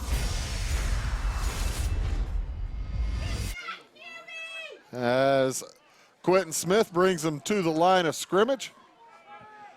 He's got Andrew Pierce in the backfield with him. Good snap. He throws to his right. Good it is pass. Caught out there by Alex Weil. He'll pick up 6 yards up to about the 44. That quick passing game beginning to work its magic for Flora, Jamie. Yeah, that was a nice quick pass, and he was wide open to catch it. Well, that's the thing. When you're setting up 2 guys, 3 guys on each side, there begin to become too many guys to cover. Yes, that's true. So, 6:24 remaining here in the first half. Clock is on the run. Second down and 4 at the 44 of Red Hill. Handoff this time goes to Pierce, gets back to the line of scrimmage and nothing more. Big tackle out there by Stephen Adamson. He rode Pierce down right in the hole of the line of scrimmage. Hand me my jacket if you don't mind. I would love to, Bruce. It's a little chilly up here. They need to figure out some way to get Pierce going. At halftime now, Cesar Valier leads Carmi 8-0. Third down and a long 4 for the Wolves. Need to get to the 40 for a first down. Throw it to the left side. It is caught. And Conrad has it. He's got the first down, and he's shoved out of bounds. Well, it brought down to inbounds, actually, at about the 34-yard line, gain of 10. Nice job by Conrad. Nice yards after the catch right there, Jamie. All of a sudden, Smith's 5 for 5 with 31 yards. There you go. 5.5 remaining here in the first half. Clock is on the move. Plenty of time, however, for Flora has 2 timeouts remaining. Red Hill with all 3. Their full complement. Oh. The ball snap is dropped by Smith, and he's got nowhere to go. He gets away from one man, gets back to the line of scrimmage, and he's going to be dragged down or out of bounds over there on the far side. Did he maybe get one? I thought he did. They're putting the football at about the 42, so no, we got half a yard. Let's call it half a yard. Inside the 42. But it's for Smith. He's fortunate to get anything. Yeah, he dropped that Get snap back to the line and of scrimmage. did a good job collecting it and running. One man split out wide to the right. That's Weil. 2 men in the backfield this time for Quentin Smith. He'll hand it off to Wilson. Sean Wilson gets I don't think he got back to the line of scrimmage that time. Lost about a yard. It'll bring up third down and 11. This deep into Red Hill territory, however, though, Jamie, you have to figure that this is 2-down territory, isn't it? It has to be. You're down 20-0, 4 minutes to go before halftime. Sure. Playbook's wide open. Under 4 minutes now, as the clock just went under 4. One man in the backfield. That's Pierce along with Smith. Good snap. Smith back to throw, looks to his right. Getting now time. Happy Feet throws it down the middle. It is caught, and a flag is, did I see a flag throw? It is caught at about the 25-yard line, so a nice gain on the play. It'll be a pickup of 7, brings up a 4th down, and, whoa. That was a kind of a rough spot. I thought he caught at the 25, and they shoved him back. You'd have thought forward progress. Oh, well. Who caught that, Bruce? I believe that was caught by Conrad. So, 4th and 5 now for Flora. Have to get to the 22-yard line. 2 men split out wide to the right, 1 to the left. Low snap again. He picks it up, throws it nice off pass. the left. It is caught. First down, Jared Sons on the catch for Flora. And they'll have a first down inside the 20-yard line. All the way up to the 16. I tell you what, you throw out that opening kickoff return and maybe the first possession of the game for Red Hill. This has been a hotly contested game. At some point, Red Hill's going to have to quit sneaking everybody up to the line. Yeah. If Flora keeps doing this. Flora will burn them deep. Under 3 minutes to go. And that's why the snaps are coming in low. The center's trying to hurry. Trips to the right for Smith. He looks that direction, now throws it to his left. Got It's him. caught by Conrad inside the 5. Did he get into the end zone? No, sir. But he's well inside the 5, and the Flora Wolves are looking at 4 downs inside the 5-yard line, trying to get their first points. On the And they're 3. hurry up offense. Trying to catch Red Hill flat-footed. There's a snap, the handoff, and straight up the gut goes Pierce. Did he get in? Touchdown! Touchdown, Andrew Pierce off that left side. Bounced off the guard and got in. So the Wolves are on the board now, trailing 20-6 with 2:27 exactly remaining here in the first half, and they will attempt to kick the extra point. Pierce the kicker. Smith the holder. You always wonder when the quarterback is the holder. He has options. This may not be a kick. That may not, especially if they're going to short a blocker, and the officials are going to stop play to. Nice of them to let the Wolves get everybody into the game, isn't it? How about that? Awful sportsman. That was very sporting. So going for 1, the kick. Good snap. The boot is up and good. So with 2:27 to go in the first half, Red Hill leads Flora 20-7. We'll be back after these.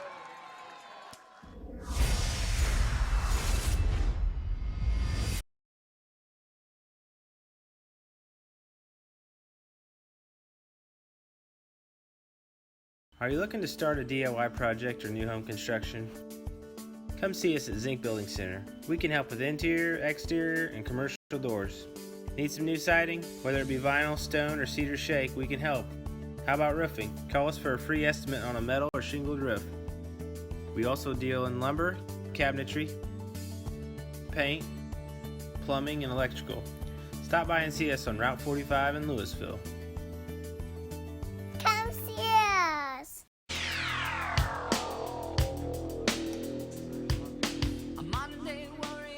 Tell you what, Jamie, this is a different ball game this second quarter, isn't it? That just changed things drastically, Bruce. Sure did. Now, if the Wolves could get a turnover or something, you just never know. The Wolves will get the football to start the second half.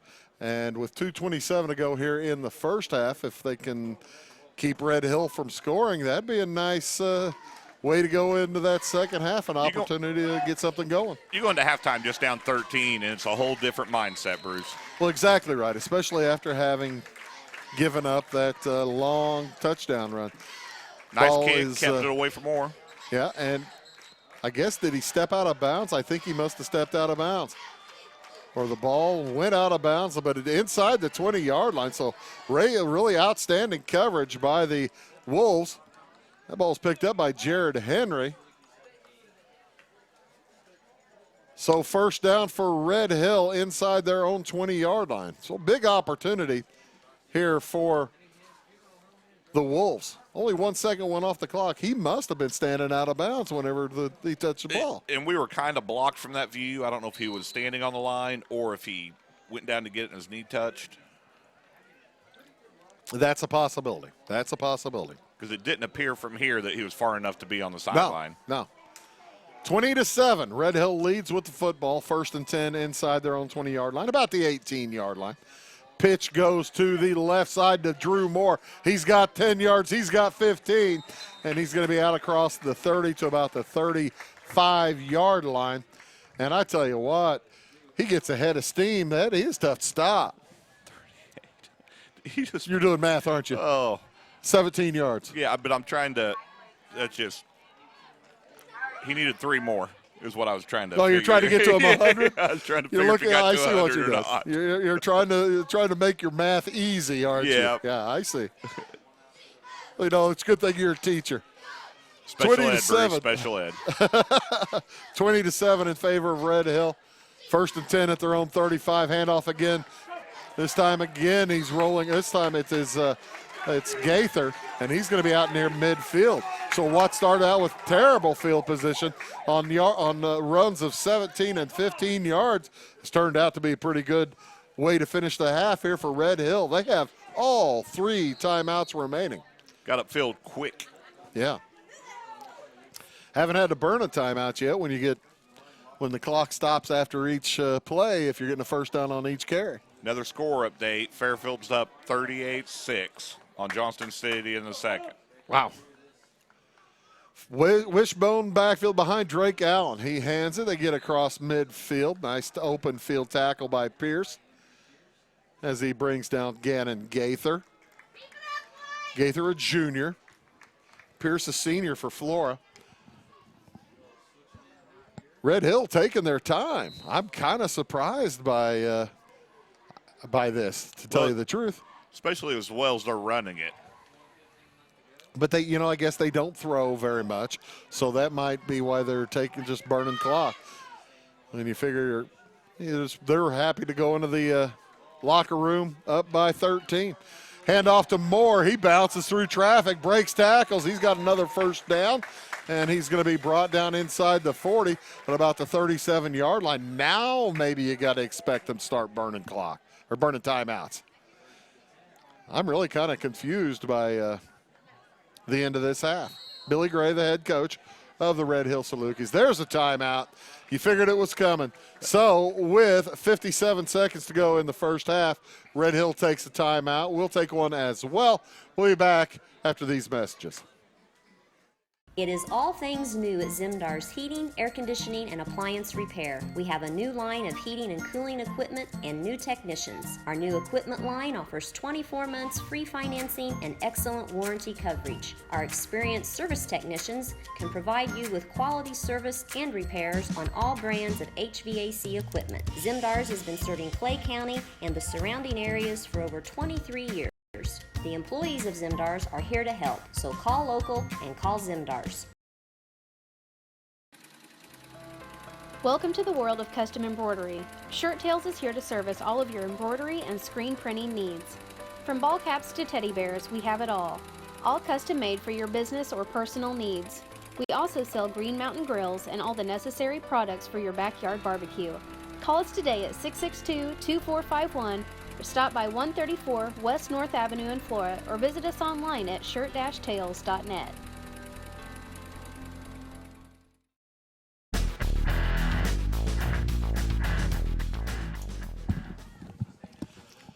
And we're back. Allen on the keeper is going to get to about the 35-yard line. Picks up about a yard, and will Red Hill use another timeout?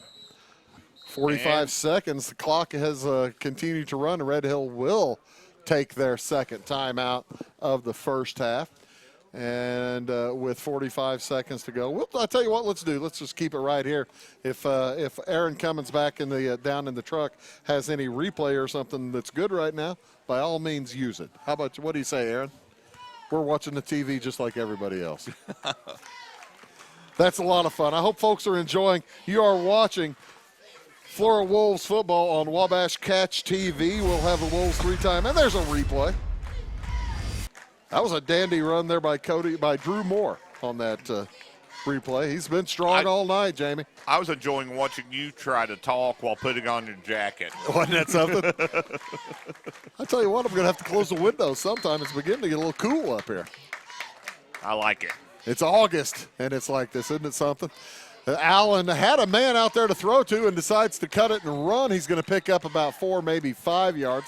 He'll be brought down at the 30, and that brings up third down and about 5 or 4 for third and 4 for Red Hill. The clock continues to run, 25 seconds to go. And rolling to his left, pitch to Moore. Moore's got nowhere to go. Now he bounces back. He's not going to pick up anything. Gets maybe back to the line of scrimmage. And did Red Hill just take their final timeout? I believe they have, with 14.9 seconds to go. And looking at a 4th down and 4, we will again keep it right here because they're probably not talking about all that much, just trying to stop the clock. See that end zone? Get there. Yeah, I was going to say, with 14 seconds to go, there might be time for about 2 more plays. You'll have to get the first down here, of course, and then you'd have to go to the end zone. And Flora, Red Hill doesn't throw that much. Have they thrown the ball? What's the stat? Well, if you're going to like? throw, you have to do it now. If you run, you're going to run out of time. So if they're looking at throwing to the inner zone. Not if you get the first down. Well, if you get the first down, yes. If you get the first down and you run the ball, the clock will stop anyway. It's intriguing. It's intriguing. 20-7, Red Hill leads, and boy, this would be a real feather in the cap for Flora to go into the locker room with that 13-point deficit the way Red Hill has gone down the field here in the last minute and a half. They got a new quarterback. Yeah, then they're going heavy. No, that's still. I'm sorry. But they're going heavy on our side. Heavy on the left. Allen to throw. He looks to that left across the middle, and the ball is picked off inside the 10-yard line, and the Wolves will have it. Interception for Drake Allen. The ball was taken out of the air for Flora by Quentin Smith, the quarterback. And he'll probably just take a knee, maybe hand it off, and we'll head to the locker room with 7 seconds to go here. 20-7, Red Hill leads Flora. I think they would definitely take a knee.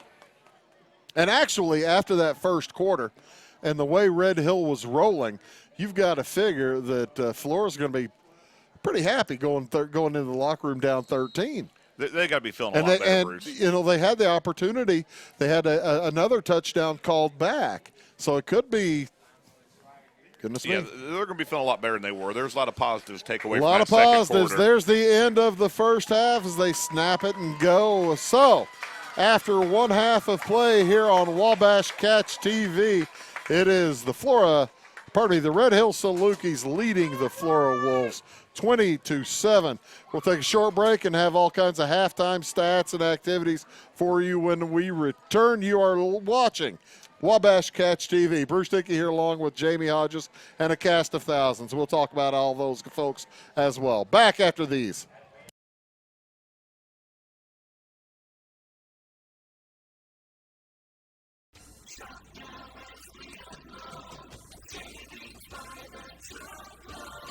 Hi, this is Craig from Salem Tire Center. Our business is getting you on the road and keeping you there. That's why we're a proud provider of the Michelin tires, including the Michelin Defender family, Michelin's longest lasting tires on the road. Stop by today at Salem Tire Center, Route 50 and I-57 in Salem, or call us at 548-5045.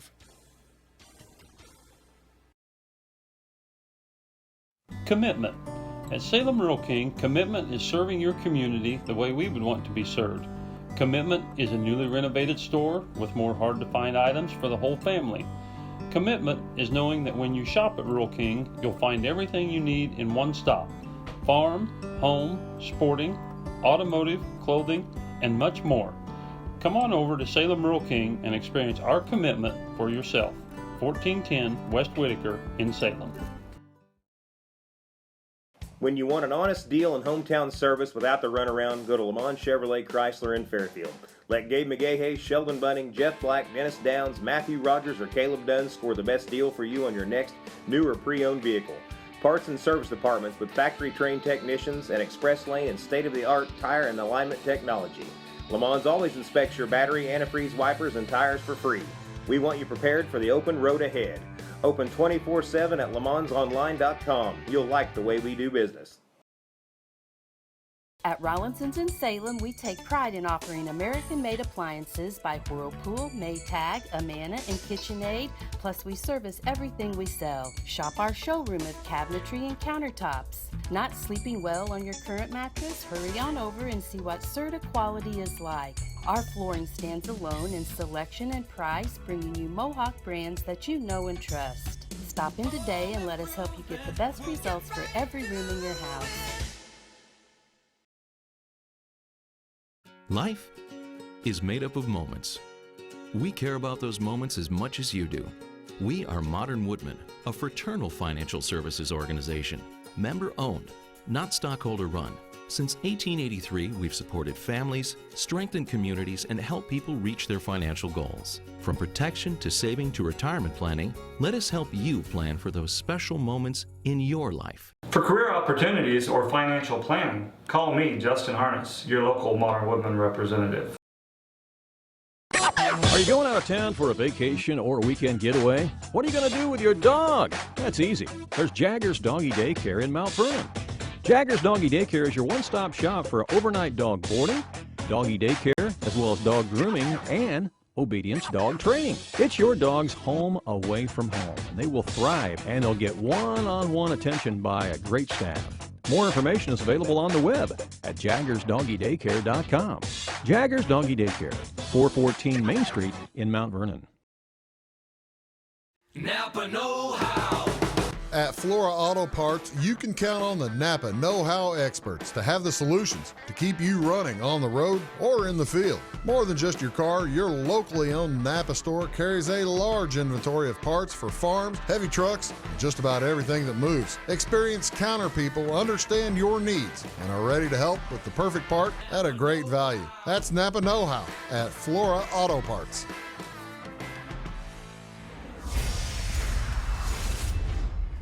And welcome back. Here are some replays from the first half. Here's that 4-yard At touchdown. Clay City Banking Company, scamper. we're all on the same team.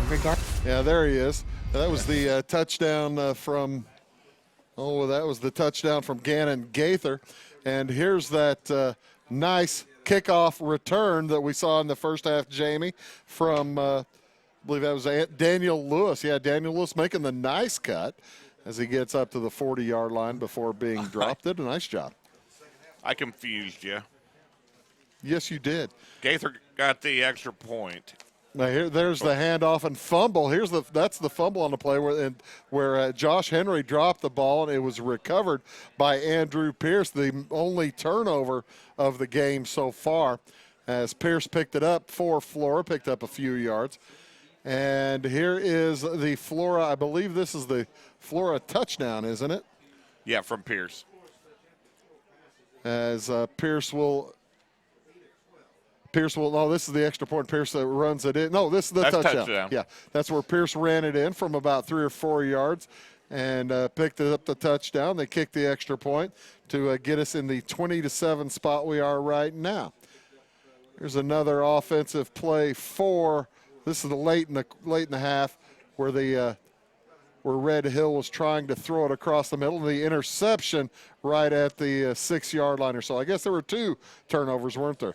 Nice interception there from Quentin Smith as the Wolves took it away from Red Hill, went into the half here, now down 20-7. And if you look at it, I tell you what, Jamie, there's a few ways you can look at this half, but Red Hill jumped out early, I know, and they were in command, but Flora's gotten the way back. I was just leading to your point. All of Red Hill's scores were in the first quarter. Go ahead and Flora held them scoreless in the second. Go over the scoring there if you wouldn't mind. Well, to start off the game, the opening kickoff was returned 90 yards by Moore for Red Hill. The extra point was blocked, no good, so Red Hill led 6-0. Then, just a couple minutes later, with 9:29 to go, Moore broke off a 30-yard run. The 2-point conversion was good by Josh Henry, made it 14-0 Red Hill. I'm watching the monitor. They're trying to get the big inflatable into a bag that it used to fit in, I think, but not anymore.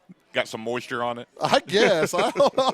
They need to put something on that bag to get that thing in there. Now, there you go. Surely now there's they're popcorn smart. butter. Turn it upside down. There you go. Use gravity, boys. There you go. Now you're thinking. What was the next score? Okay, so then with a minute left in the first, Gaither had a 4-yard touchdown run.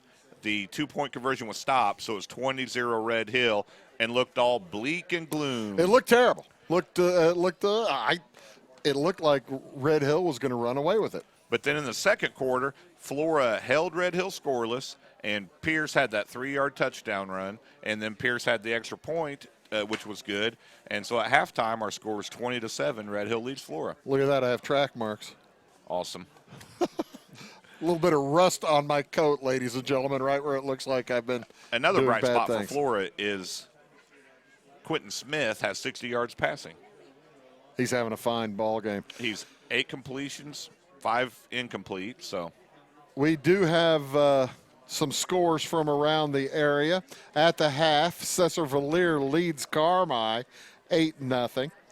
Also at the half, Carterville over Benton 7-0. Also at the half, Nashville leads Carlisle 21-0. And that's kind of an interesting score because Salem will play, I believe, Carlisle later in the year. Or Flora will, pardon me. Flora will play Carlisle. That's their non-conference opponent this year. And what did he tell us? There was the Marshall score? 35-0 over Lawrenceville. Marshall leads 35-0 over Lawrenceville. I'll tell you what we'll do. We'll take another break, and we'll be back after this word. Country Roads Realty goes the extra mile to take you home. Managing broker Jessica McCleary, along with Terry Weedman and Judy Reed, bring commitment, integrity, and results, as well as 21st century technology to the business of real estate. Virtual house tours are always open at countryroadsrealty.net. Call Country Roads Realty at 842-SOLD and give Country Roads the chance to earn your business and add you to their long list of satisfied clients. I'm Mike Dye from Max Dye Incorporated. Since 1964, we've been doing business with one simple idea. Treat people right and they'll come back. So whether you're shopping for a new GMC, Chrysler, Dodge, Jeep, Ram, or pre-owned vehicle, or need service, we can help. Our qualified sales representatives and expert auto technicians provide you with straightforward, no-hassle shopping and service every time. Come see what we mean when we say hometown friendly, the way car shopping should be at Max Dye Incorporated in Salem. Make Carnaby Square in downtown Fairfield your fashion leader. We're the little boutique with the big inventory of beautiful, trendy outfits and clothing in a wide array of your favorite name brands. And don't forget our large selection of jewelry and accessories. Carnaby Square is Southern Illinois' largest dealer of Brighton. At Carnaby Square, we take pride in our one-on-one, knowledgeable customer service and look forward to helping you create your own special look. Plus, always free gift wrapping. Find endless gift ideas 24/7 at CarnabySquare.com and on our Facebook page. Shop the fashion leader in downtown Fairfield, Carnaby Square.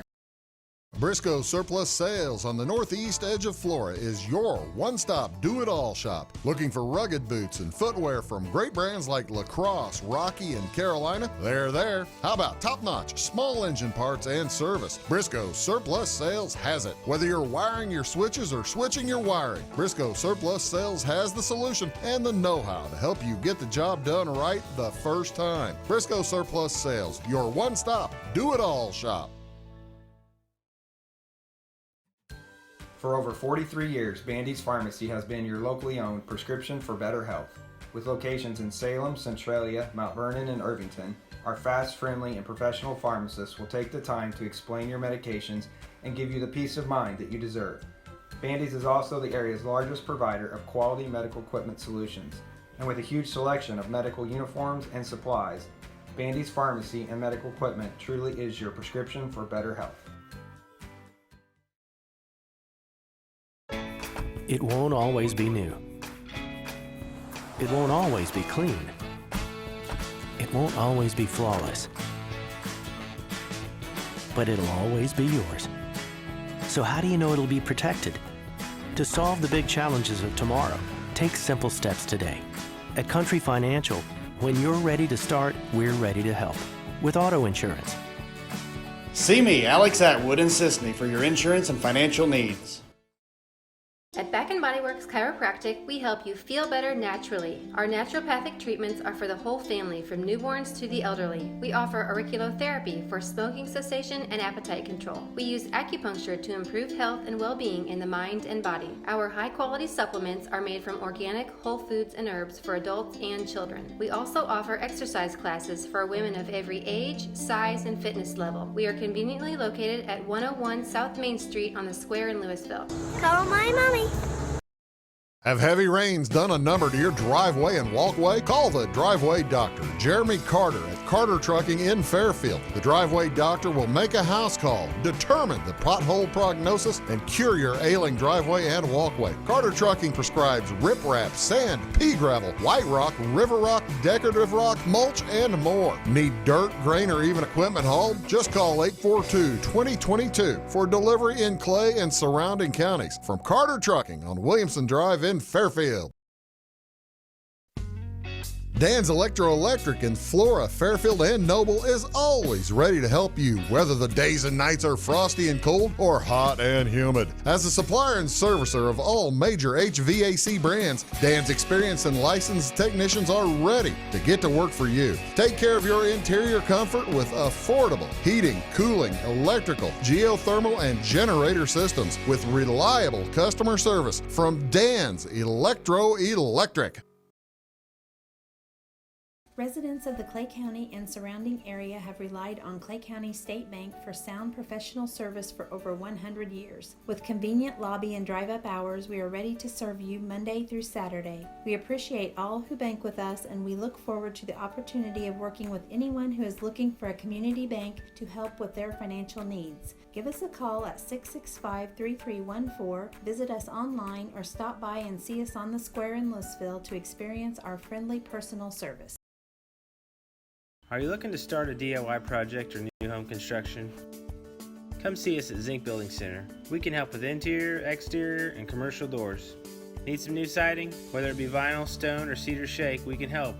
How about roofing? Call us for a free estimate on a metal or shingled roof. We also deal in lumber, cabinetry, paint, plumbing, and electrical. Stop by and see us on Route 45 in Louisville.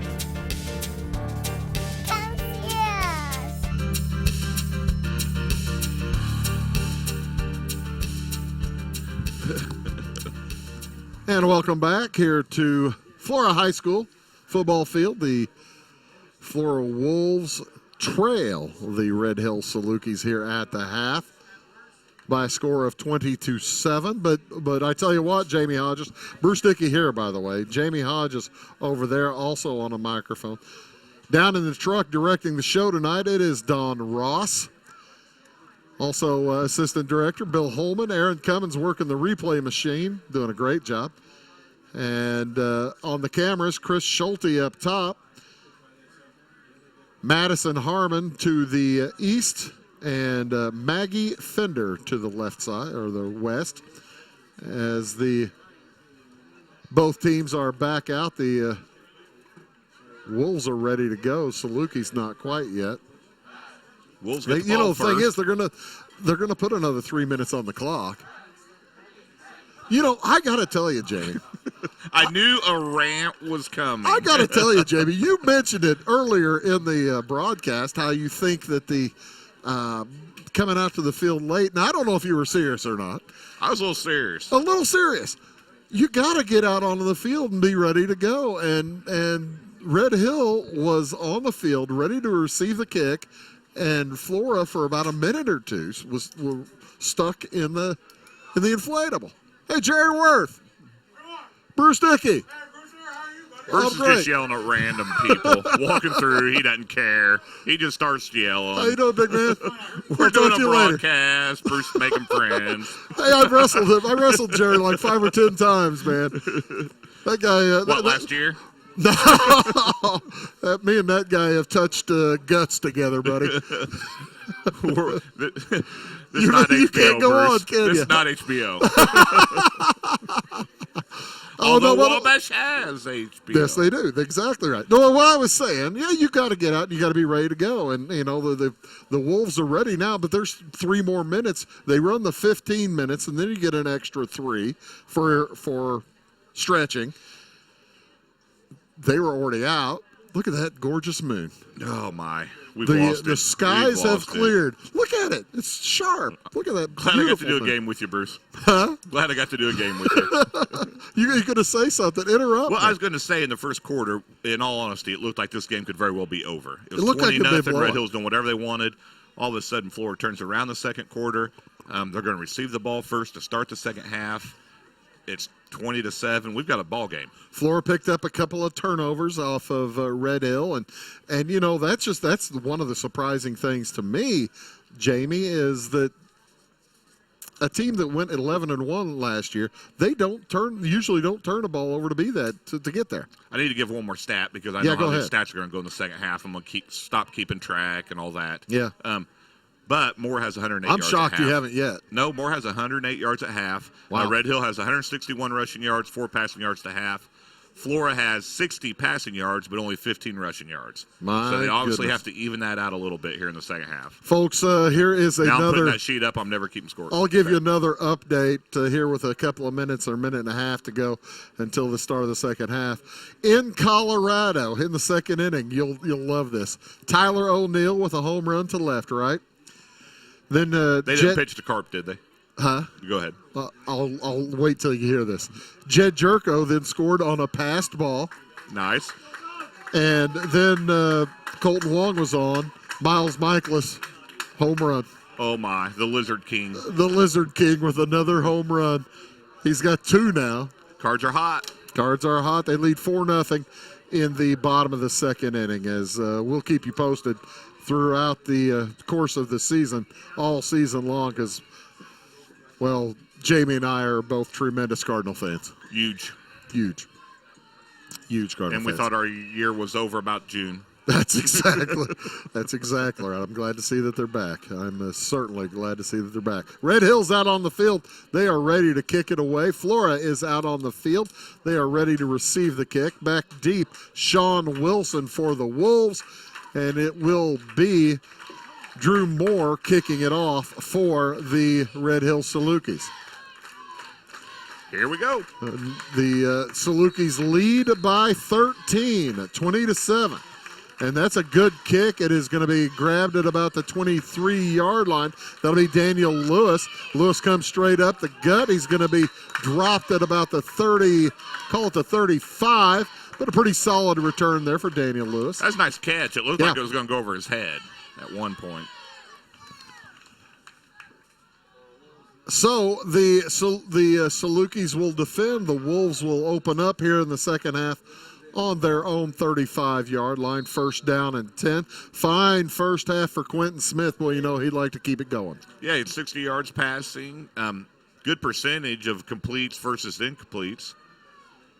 As Smith is in the shotgun, Pierce behind him. Andrew Pierce, though another senior. Bad snap. Smith has to go back and fall on it. He's able to gather it, but boy, that was the bugaboo throughout the entire first half was the snapping, and boy, it just didn't improve. That's a loss on the play of about 15 yards, all the way back to the 20-yard line. And Volkman was racing him back to that ball. Oh, buddy. Yeah. So Smith did a really good job. Smith did the right thing. And the thing was, he had so many low snaps. That was the interesting thing. Whenever Flora started playing better, the snaps were bad. In the first quarter, the snaps were fine, and they weren't playing well. Right. So second down and 25 now for the Wolves. Another one. Oh, my goodness. You got to work that out.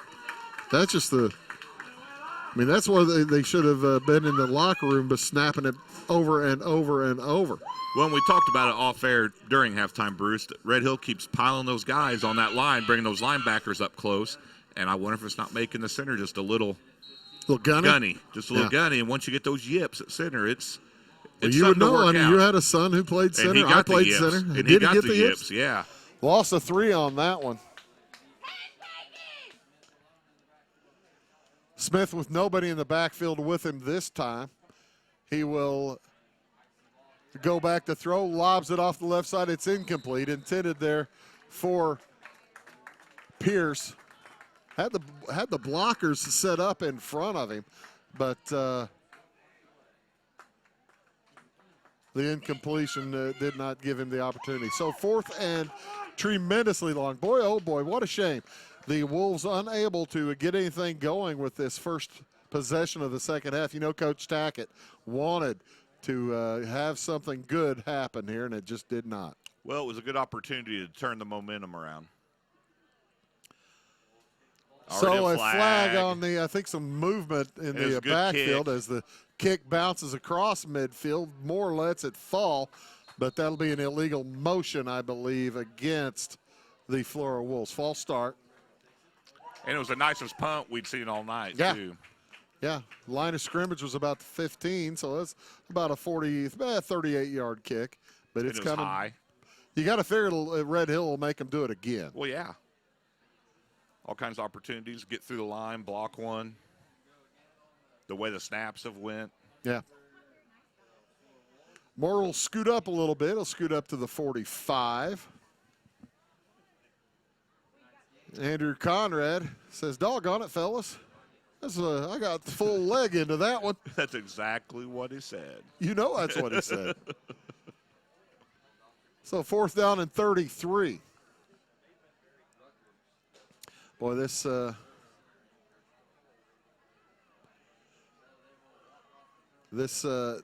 possession started poorly and went from bad to worse, didn't it? Went downhill inside of 2 minutes.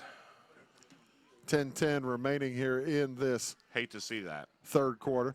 Low snap to Conrad. He gets it away, though, and it's going to bounce at the 40, grabbed at the 45 by Moore. He bounces to his left. He's still on his feet to the 30, the 25, inside the 20, the 10, cuts back toward the goal line. Did he get in?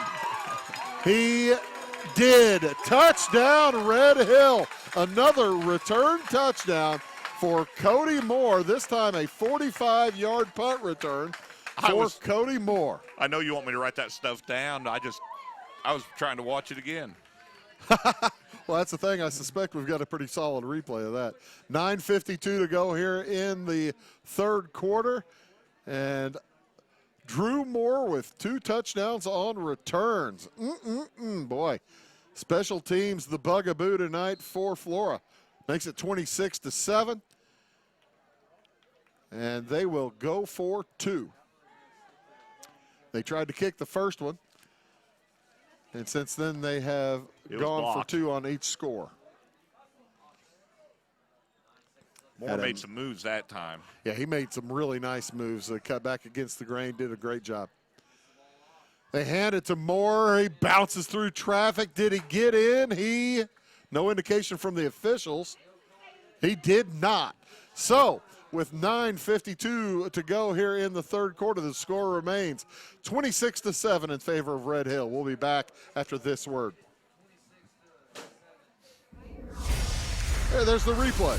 Wonderful. Leary's cutting back, and he gets into the end zone. Attaboy. Nice job back there. Andrew Cummins working on the replay machine. How about that? Moore's over 200 all-purpose yards. Wow. As we will keep it here.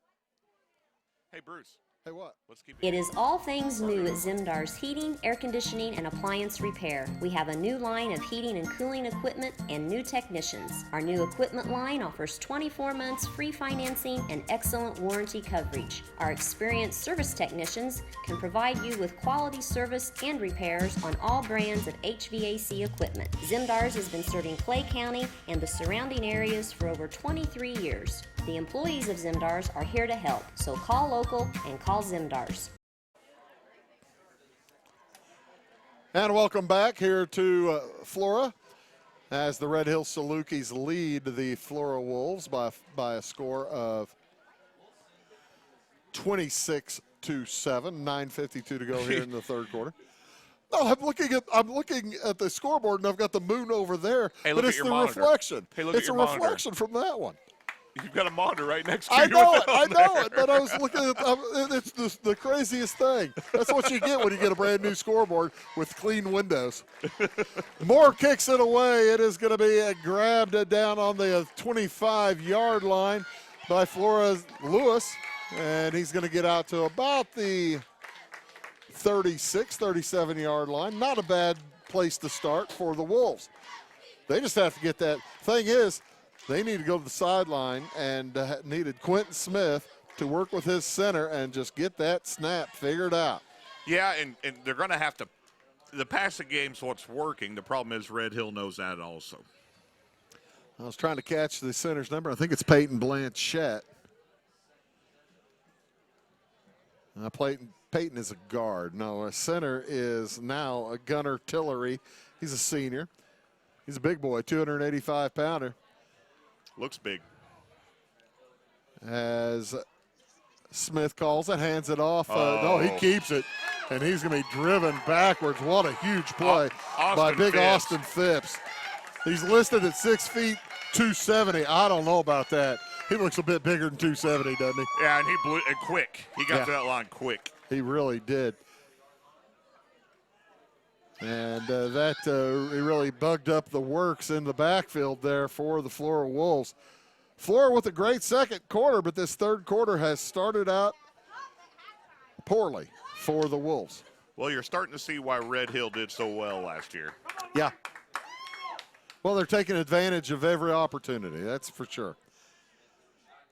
Quentin Smith, a snap bounce back to him. He has to gather. Now he looks to throw. He fires it across. It is nice caught. Catch. Big catch and cutting to the open field, hitting across midfield. That was Alex Weil, number 5. Is that 6 or 5? That's 5. 5, okay. Alex Weil. That was a nice catch. It was a good throw. Quentin That was Smith the had some thing. good-looking throws off of bad snaps. Poor old Quentin Smith running for his life and able to make the good toss. Attaboy. Under 9 minutes to go here in the third. It's 26-7. Red Hill leading Flora. Flora trying to claw their way back. Man in motion. They had 2 in motion there for a minute, Yeah, and that will be illegal. a flag. Ball thrown off to the left side. It's incomplete. But, yeah, 2 guys were in motion at once. This isn't Canada, is it? You can't do it. Hey, the Ottawa Red Blacks can. This is it. Well, the Calgary Stampeders, they get away with that. Talk. Red Black from way back. I know more Stampeder fans than I know Red Black fans. I'm here with you, though. I know it, though. I know more Stampeder fans than Red Black fans. I know 1 Red Black fan. 2 versus 1. That's right. Hey, Micah's a Red Black. Oh, he is? Yeah. I didn't realize that. So there. Oh, okay. Either way, it's a penalty. And it moves the football back to about the 49-yard line. First down at 15.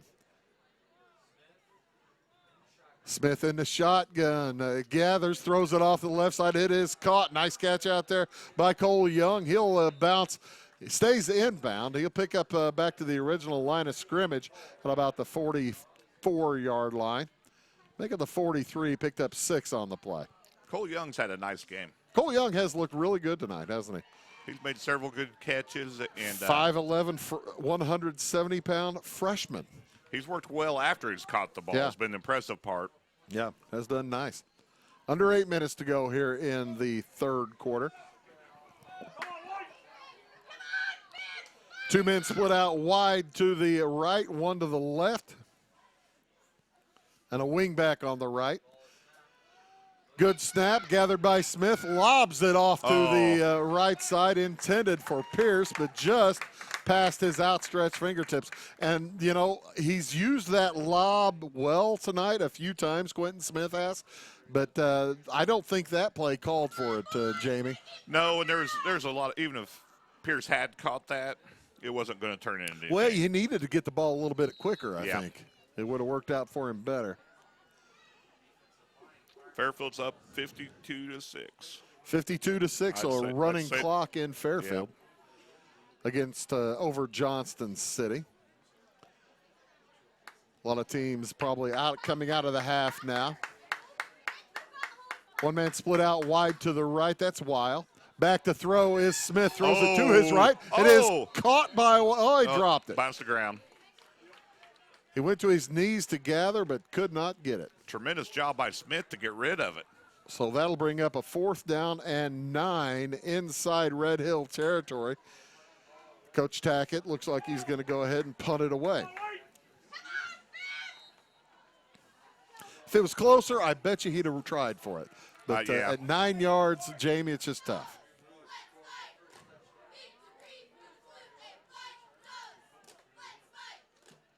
Good snap, gathered. Kick is away from Conrad, and it's a good kick down to inside the 15-yard line, and it'll be down at about the 13. I tell you what, I like watching Conrad. He throughout the course of the game, Jamie, he has been improving. Well, that first kick was what, 10 yards? 10 yards. And since 10 then, yards he's shank. had, 10 yards of shank and then several nice ones. So Red Hill will begin this possession inside their own 15-yard line with 7:17 remaining here in the third quarter. That's about their worst starting position, isn't it? I think you're right. Even when, when the Wolves had that touchdown called back, they still got the ball back at around the 30. Yeah. Under center goes Drake Allen. What was that? I'll tell you in a minute. And he'll keep it. Tries to get out to the right side. Gets away from one. The ball bounced free. Is it recovered by Flora? It sure is. That was a big hit on Drake Allen, and the ball bounced free. Coming up with the fumbles, Cameron Eckleberry. How about that big Cameron? That was a nice hit. Ball came out, squirted forward, and the Wolves fell on it. So Flora in business. Football at the 15-yard line of Red Hill. You got to score here, Jamie. Yeah, there's no way around it. There's the replay, and there's the fumble. Big hit to cause it. Nice job. Man, I like that replay. And timeout has been taken. Timeout on the field. Taken by Red Hill. We'll take one as well. 7:09 to go in the third. Back after this message. Welcome to the world of custom embroidery. Shirt Tails is here to service all of your embroidery and screen printing needs. From ball caps to teddy bears, we have it all. All custom made for your business or personal needs. We also sell Green Mountain grills and all the necessary products for your backyard barbecue. Call us today at 662-2451 or stop by 134 West North Avenue in Flora or visit us online at shirt-tails.net.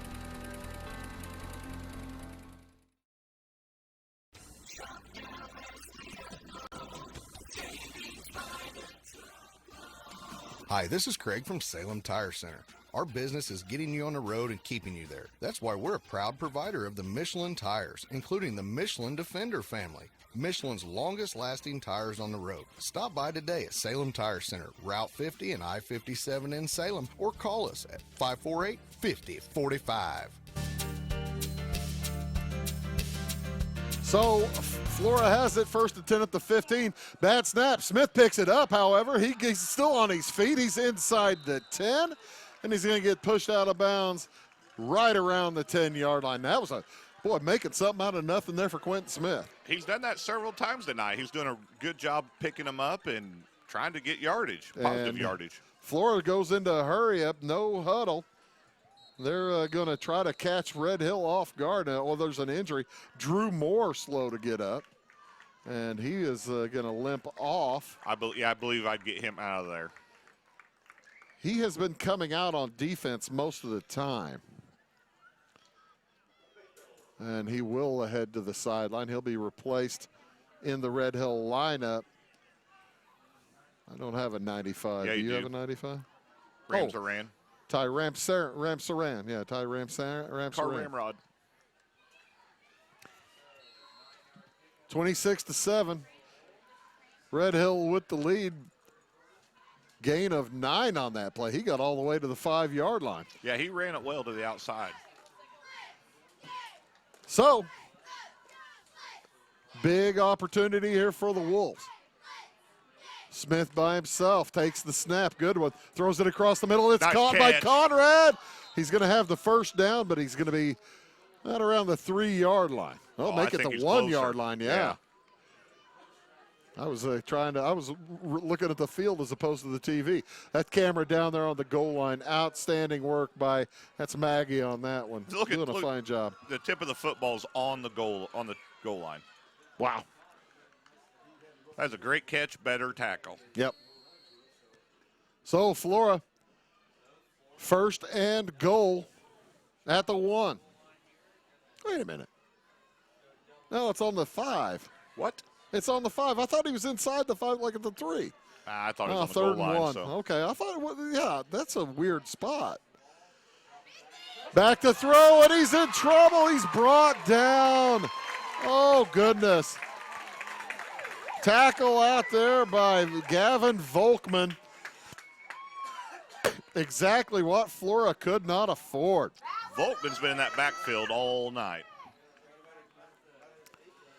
So it'll be 4th down and 11 at the 15. That's why I thought he had the first down. It was such a huge spot that he didn't get it. Yeah, I was trying to look on the field. So, 4th and basically goal. They can get to the 9 4. yards for a first down, about 14 for a touchdown.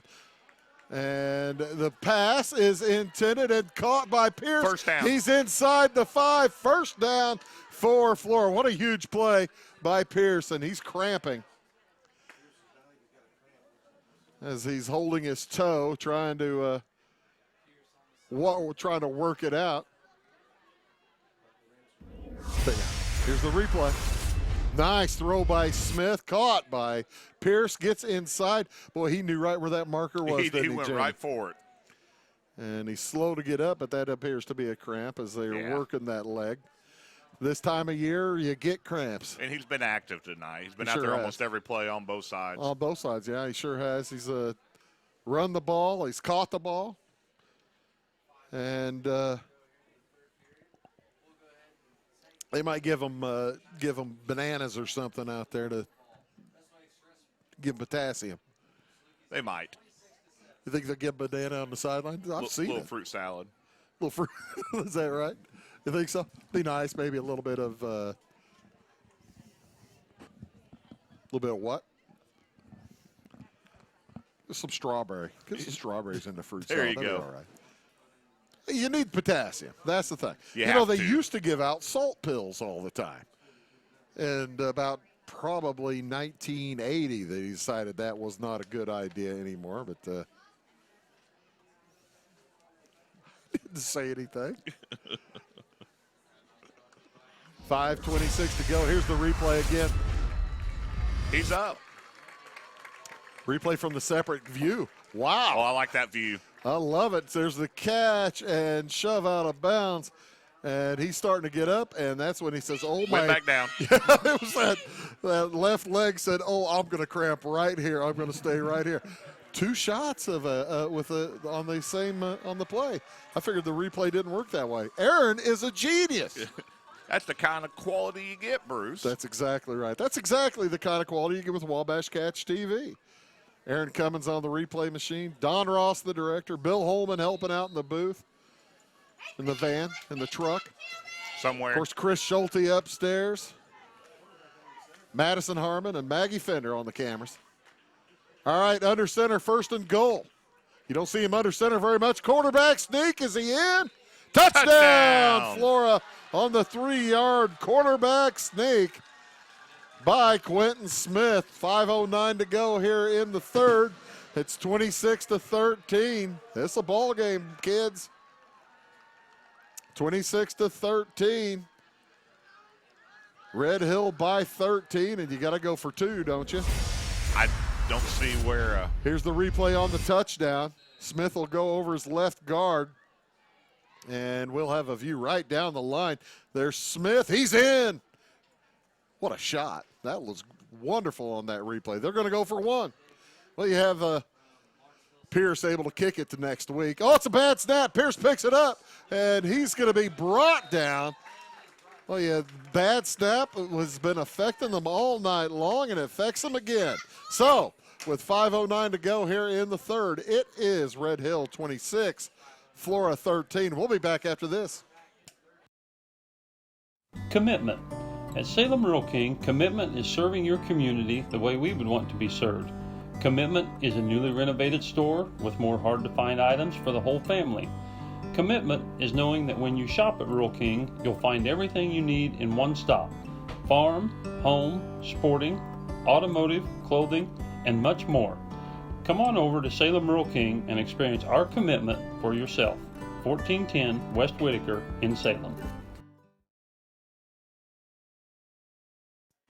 Got a couple of updated scores here as well from around the area. After 3 quarters, Cecil-Valier leads Carmi 8-0. Also after 3 quarters, Carterville leads Benton 14-0. I'm kind of surprised that Cecil-Valier score. That is at Carmi, so maybe that helping out Cecil-Valier. But I thought that the Red Devils would run away with that. Flora set to kick it away. Blaine Dickey, no relation. I was going to say it for you. But look at him. He's a big boy, 6 foot 240. You can understand it. You wouldn't know it. I was 240 in my sophomore year. I weighed 240, 245. And he boots it away. It is going to be a short kick. Grabbed by Henry. Josh Henry comes straight up the left-hand side, or the right-hand side. He'll get across the 40-yard line. A pretty solid starting position here on this possession for Red Hill. Moore back out there, by the way, Jamie. He walked off with an injury in that last drive for Flora. Well, yeah, from I think the I would defensive just side. keep him off defense. Yeah, might want to. 5:05 remaining here in the third quarter. 26-13. Flora needs to get the ball back, Jamie. Yes, they do, Bruce. They've 2 turnovers, 3? 2. Oh, it is 3. There's one this half, too, right? Yeah, they've The fumble. recovered 3. And there's another cramp here on the sideline of Red Hill. That's Henry having some trouble, having his leg worked on, Josh Henry. Under center, Allen hands it off to Moore, and Moore's going to motor out near midfield. Picks up about 7. Jumped over a guy. And he's working on his leg coming back to the huddle, too.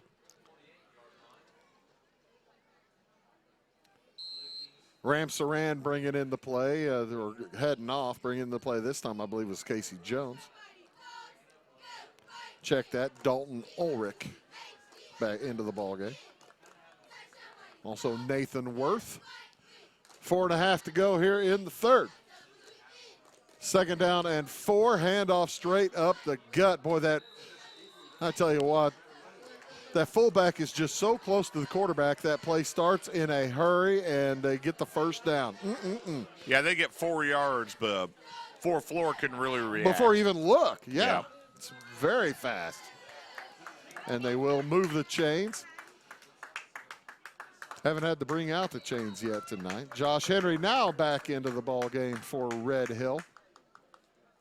They've got his cramp figured out as Gaither heads off. Told him to go out there, run around, stretch it out. You know, that's probably what they did. Stretch the thing out, make sure it doesn't come back. Probably gave Banana, too. Hand off again to Drew Moore. He's through the line, and he's gone to the 20, the 10.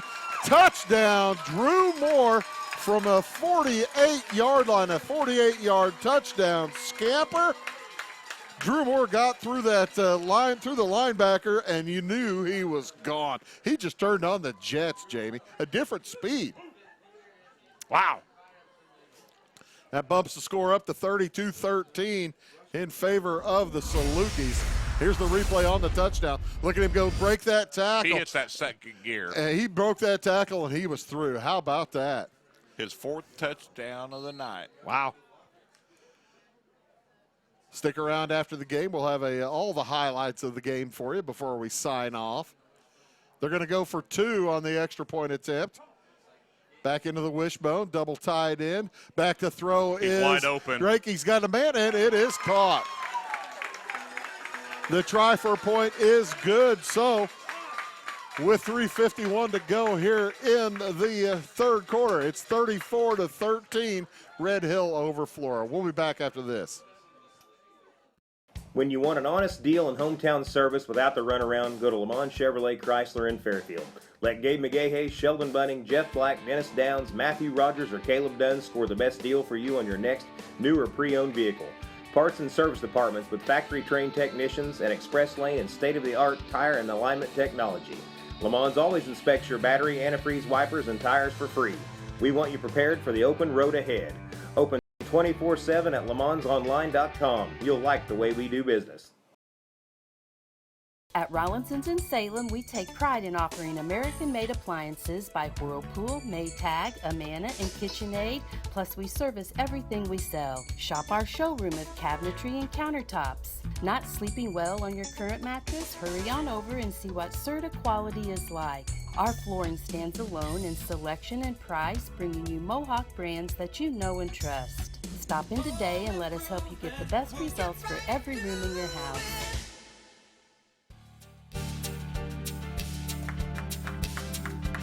And welcome back to Flora. Bruce Dickey here. Jamie Hodge is right there. You're watching us on Wabash Catch TV. Red Hill just answered that touchdown for Flora pretty swiftly, didn't they, Jamie? Yeah, and Moore has 162 yards rushing, almost 300 total Heavens yards. to Betsy. The ball is grabbed by Daniel Lewis at about the 28-yard line. He's going to get out across the 40. Pretty nice field position for Flora to start this next possession in the third quarter. Down 21, still have the whole fourth quarter. Drive here to go in third. 34-13, you're right. As well, you got to score pretty much every drive, though, if you're Flora, right? And halfway quick, because you know Red Hill's going to eat the clock running the ball. Yeah. They've only tried, what, 3 passes? They were just successful on that 4. point, too. Yep. Quentin Smith at the quarterback. Another low snap. He has to pick it up. He throws it down the sideline. It's caught by Cole Young, and he's going to get knocked out of bounds inside the 30-yard line. What a great play again. Cole Young right at the 30-yard line. And Cole Young with the nice catch. That quick hitter's working. Yeah, Quentin Smith's got over 100 passing yards. Here's the throw. Cole Young with a nice catch, and he's brought down inside the 30-yard line at about the 29. Clock will begin. I guess he was held in bounds rather than pushed out of bounds. Clock is on the run. 3.5 minutes to go.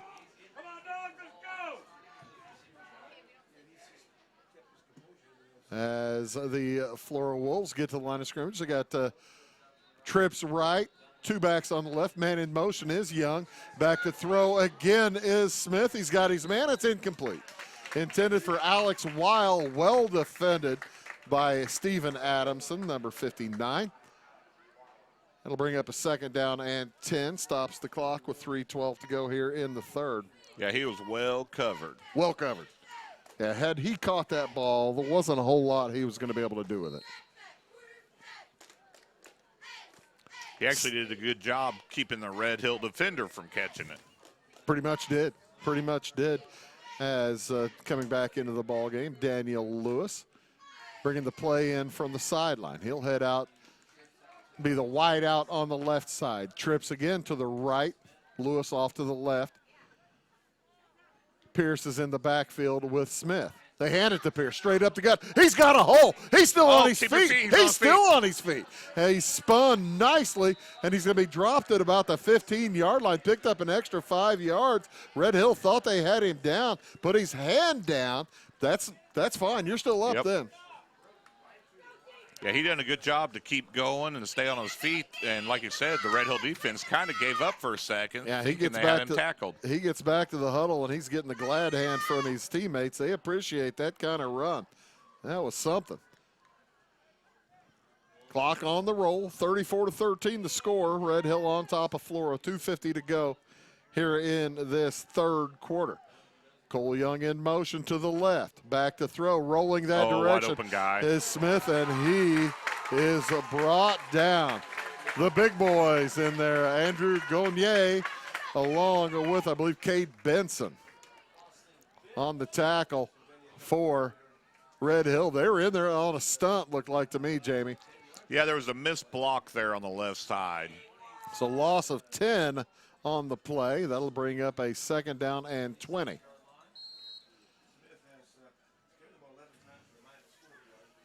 With 2:15 remaining in the third. Boy, that just gave yourself a pickle right there at the 2nd and 20. Yeah, it seems like you hate to lose that great field position, yeah, Jamie. They're on the 25 now. Taking their time. Good snap. Back to throw. A screen intended for Pierce. He had to go back to get it, and he got drilled. Big hit out there for Red Hill. That was Jonathan Cavins on the pop. Yeah, Pierce tried to make something happen with that ball coming in a little behind him, and may have been better off to let it go. I don't know. Had he let it go, it was going to drop. You think it was going to drop? Yeah, Cavins was going for the player, wasn't yeah, he? He wasn't going for the pass. He was going for Pierce. Yeah. And he got him. Yeah, he succeeded. He got him. So 3rd and very long. 3rd down and 21. Football about the 26. Got to get to the 15. Pardon me, got to get to the 5. They throw it to the right side. There's a defensive holding. It's either defensive holding or pass interference. Either way, that should be a 1st down. Pass interference, the call against. Now, I take that back. There's been some rule changes. That may not be an automatic 1st down. There have been rule changes this year. We'll see if they give them the automatic 1st down. I know that we'll see what they do. It's a 15-yard mark off, right? Well, there's 10. There's 15. Okay, 15. So it's inside the 10-yard line, or pardon me, inside the 15, but it will remain 3rd down. That's one of the rule changes this year, Jamie. It's not automatic. It's not an automatic. I wasn't first down. sure on that, Bruce. For the first time, it's a brand new rule. It surprises me why they did that. I don't know why they did that. But it makes it 3rd down and 6 as opposed to the 3rd and 21 they were looking at. Bad snap again, and oh my goodness. Quentin Smith is drilled. Gonier was there again. Gonier, you just can't handle it. You can't do that. You're going to have to figure that out. You got to go to the sideline when you have. Here's the replay. Oh, heavens. Next week, we need that monitor between us. I was going to do that. It was where it was where the cords are here. Didn't let me do that. Yeah, Gonier is having a whale of a second half. Yes, he is. I tell you what, Andrew Gonier. Well, when he gets through the line, he takes up all the area. He's a senior. They didn't give us his size, but big. All right, 4th down and 12. Got to get to the 5. Football link at the 17. Good snap that time. They throw it to the left side. The ball knocked away and incomplete. Red Hill will take over with 48 seconds to go here in the 3rd quarter. Flora lucky that wasn't picked off and ran down the sideline. Yeah, there was the opportunity there, that's for sure. When it got tipped up in the air. 34-13. Red Hill on top of Flora. Red Hill in the white uniforms, Flora in the blue. The change of possession. I thought I saw the white hat signal a timeout, but I guess he did not. Okay, good. Keeping it right here. Huh? Good deal. Yeah. Yeah. Well, for Red Hill anyway, yeah, they want the clock to move as much as it can. It's get back on the bus, head back to Bridgeport. Thought they were Red Hill. No. If they're living at Red Hill, there's a problem. Handoff goes straight up the left side, or right side, pardon me. Pickup of about 5. And Red Hill probably will run one more play this quarter and head to the 4th quarter with a 3-touchdown lead. My guess is we'll see a whole bunch of Red Hill just hammered up the middle. Yeah, I suspect they're probably gonna try to keep the clock rolling. And nothing fancy. Right.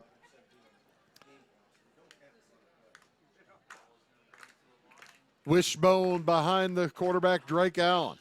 He pitches it to the back man. That is Drew Moore. Moore goes against the grain, knocks his own teammate out of the way, who then has the player land on him. That is the end of the third quarter.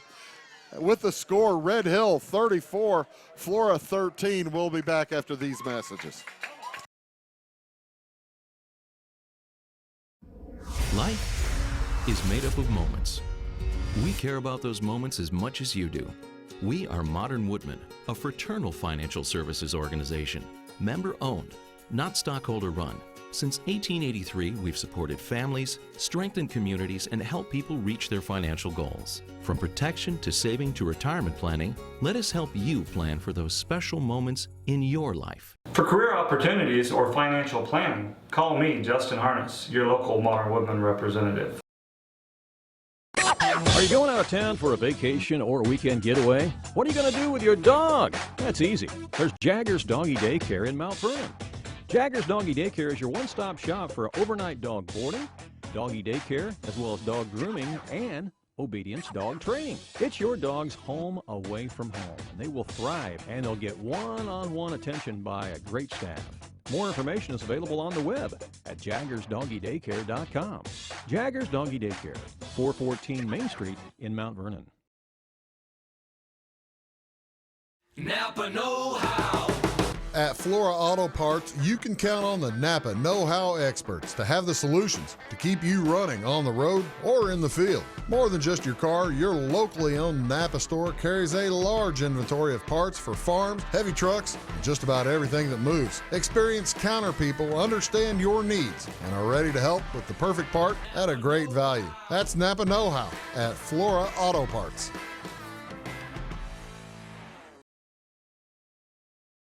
Here's an updated score from the Cesar game, as Aaron's showing us some replays from earlier.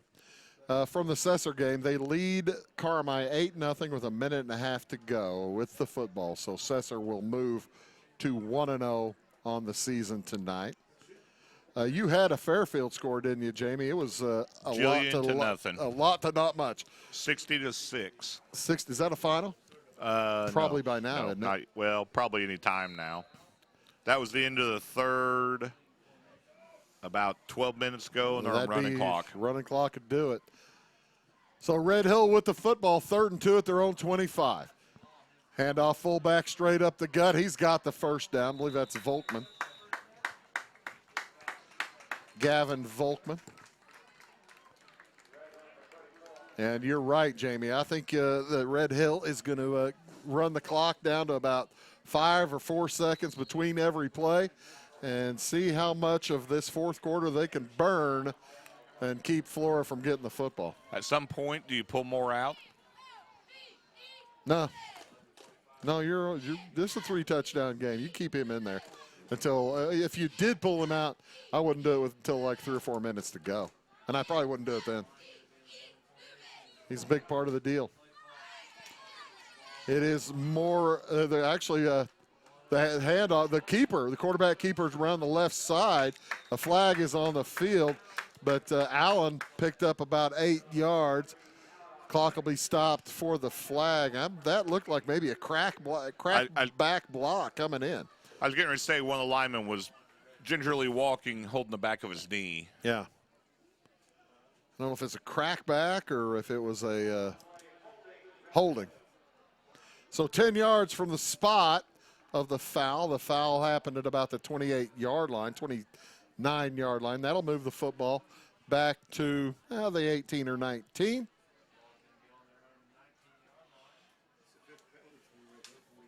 Stop the clock for Flora.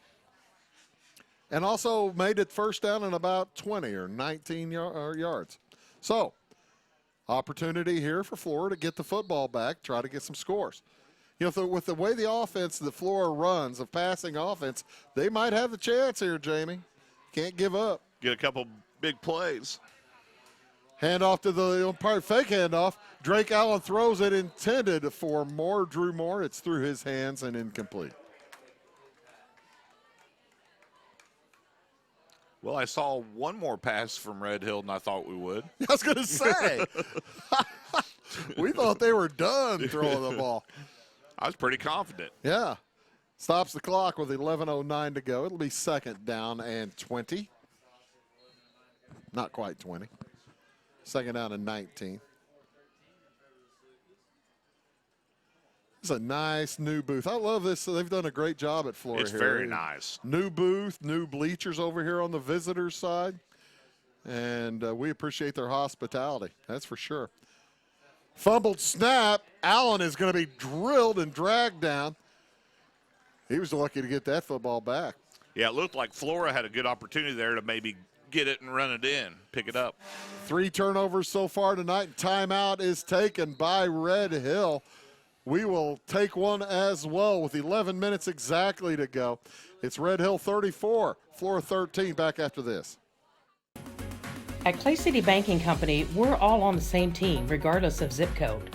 At home, work, school, or across the country, you can be part of our team with our cutting-edge mobile banking products. From your hand, you can check balances, transfer money, make deposits, and pay bills. Looking for a loan? We've got you covered with our mortgage, agriculture, commercial, and consumer loans. Join our team today. Clay City, Flora, Louisville, and Fairfield Banking Companies. We're the hometown banks, member FDIC, and equal housing lender.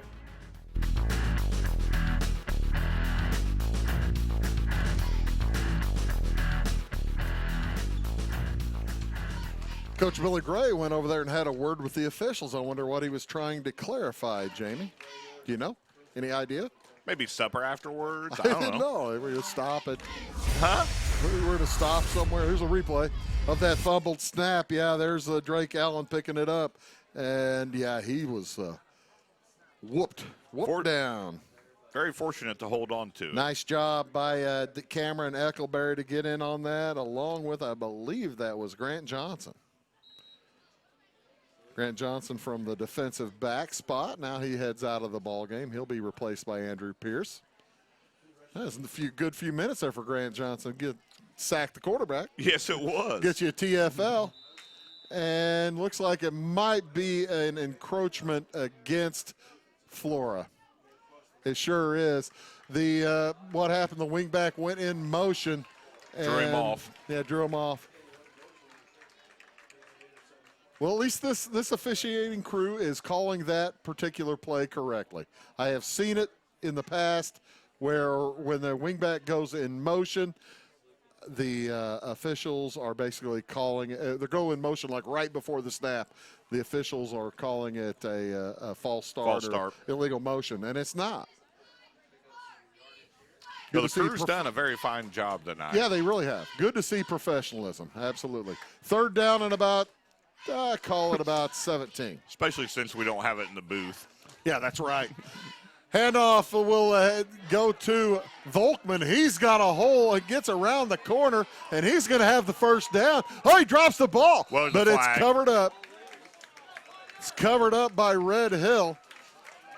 There's a flag back Parker there. Havel had it. Where's the flag? Right there, where Volkman first turned the corner. I see it. There was a kid in the way. Let's see what the call is. Looks like in the area of holding. There's a replay coming up.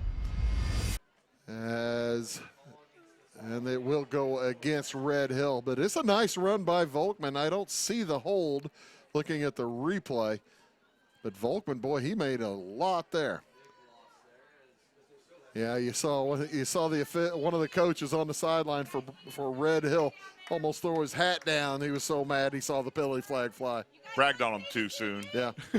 I think they may have missed that one. Oh, well. So, 10:48 to go in the ball game. It's a 21-point lead for Red Hill, 34-13. They are looking at a third down and call it, well, let's call it about 16 yards. Call it 15 yards. From their 24, need to get about the 39. As Allen will roll to his right. Nice he throws pass. it deep downfield.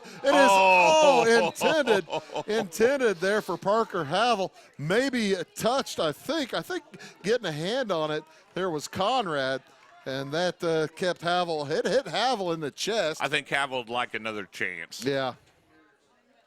Hit Havel right in the chest. Conrad with the defense on it. And good-looking throw by the lefty. yeah, it was. Yeah, especially rolling to your right. Yeah, that's tough. That's a tough throw. Yeah, you bet. Back deep to catch the punt for Flora. That's Sean Wilson along with Daniel Lewis. Good snap. Drew Moore, the punter, boots it away. And it's going to bounce at about the 45. Gathered there by Wilson. He cuts up the right side. He's still on his feet to the 30, and he's going to be dropped across the 30-yard line. But a real nice return of about, that was about 33 yards. Very nicely done. He was almost full speed when he picked up the ball. Yeah. It kind of took that short hop and stopped, and he was able to catch it in the air. So, great field position for, here goes the replay on the punt. Going to be gathered in on the bounce by Sean Wilson. There he goes. Grabs it and heads down that right sideline. Gets away from the first man. And then a nice cut back to his left. And cutting down the sideline. Beautifully done. So, 1st and 10 for Flora at the 28-yard line of the Red Hill Salukis. Is there still a chance for the Wolves? They got to score here. Man in motion is Cole Young. Back to throw is Quentin Smith. It is caught by Havel. He's still on his feet. He dropped the ball, though, and it's down on about the 12. You think he kept it? Well, yeah, look. He does have it. He gets up with it. So, yeah, big heads-up play after you drop the ball, be able to hold on to it or get it back. 1st and 10 for Flora inside the 15 of Red Hill. They've been there a couple of times tonight and come up empty. See what happens this time.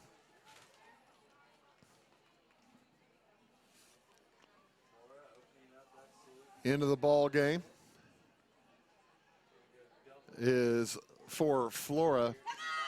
It is Jared Sons back in as Quentin Smith shouts the signals, hands it off to Pierce. Pierce, a big hole. He cuts up the middle. He's close to the end zone. Did he get in? No, sir. No, sir. Going to get to about the 2, looks like. I love the sideline camera here. Call it the 3-yard line. You know, that's what we needed to look at all the time. Timeout is, at least I don't know if they're calling timeout, if they're trying to, they're just making sure they get whether it's a first down or not. Looks like they're going to bring in the chains. Here's the replay on the run there from Pierce. Beautiful run to the right side off tackle and dropped right there at the extra point line, the 3-yard line. Final at Fairfield, 60-14 over Johnston City. Heavens to Betsy. All right. They did give them a first down, so it's 1st and goal at the 3 for the Wolves. Pierce is in the backfield along with the quarterback, Quentin Smith. No bad snaps. That's what I'm saying. Good snap. Pierce gets it, cuts it up. He's going to be shy. Going to be about a yard shy. Outstanding open field tackle by Gannon Gaither. Got a hold of a shoelace there and just kept a hold. There she said it. Exactly right. Fired up. 5 cliches away. 2nd and goal, now inside the 1.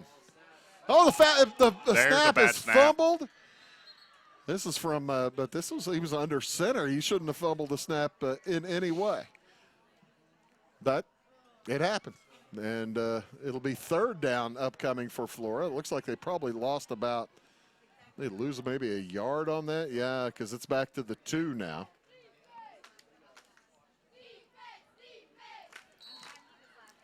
I want one of those monitors just to carry around with me all the time. See what I miss. You have one in your pocket. See what I miss. It's not that clear. Okay. No, that's high def. This is high definition, buddy. Under center. Again, it's Quentin Smith. Fakes the handoff. The ball's dropped again. Smith's going to be dropped for a loss back outside the 5-yard line. Oh, my goodness. They're getting a little cute, and it's costing them. Flora had first and goal at the 3, and now they're looking at 4th and goal at about the 6. And they have to figure out a way to get into the end zone. Yeah, they need this here Gotta figure out a way. Just for state of mind going forward next week. Yeah, you got to get this third score. 34-13 to score. Trips right, one left. That's Lewis on the left. Bad snap.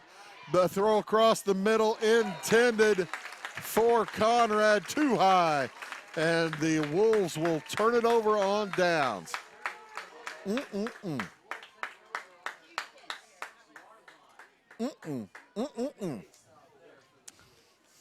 was worth 5. Yeah, it was. Yes, it was. 7:12 to go in the football game. Red Hill will take over deep inside their own territory. And now I think no passing. Yeah, no, I think you're right, Jamie. I don't think anybody's going to go near throwing a pass now, but we'll find out.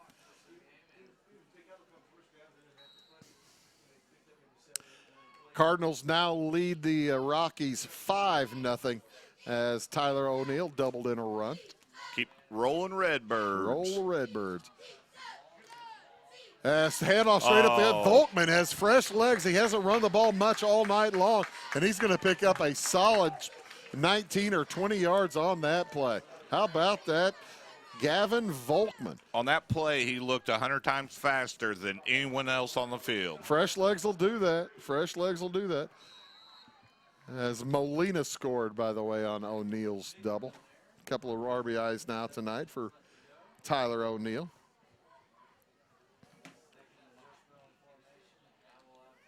The wishbone behind the quarterback, Drake Allen. Volkman, the fullback in it. He gets another one. He's got a big hole again, but a wonderful open Flora field did a good tackle job. For, Grant Johnson out there. The fine job making that tackle. I couldn't catch the number, but he did a good job breaking down and wrapping him up. Clock, however, continues to roll. Nevco is the enemy of the Flora Wolves, along with the Red Hill Salukis. Going to be under, they probably not snap it until there's 6 minutes to go. No, they worked that clock well. They're working it well. Drake Allen, just a sophomore quarterback, but he knows what he's doing. And that time he hands it off to Moore, and a big loss on the Pierce? play. Yeah, Pierce got in there along with Blaine Dickey on the hit.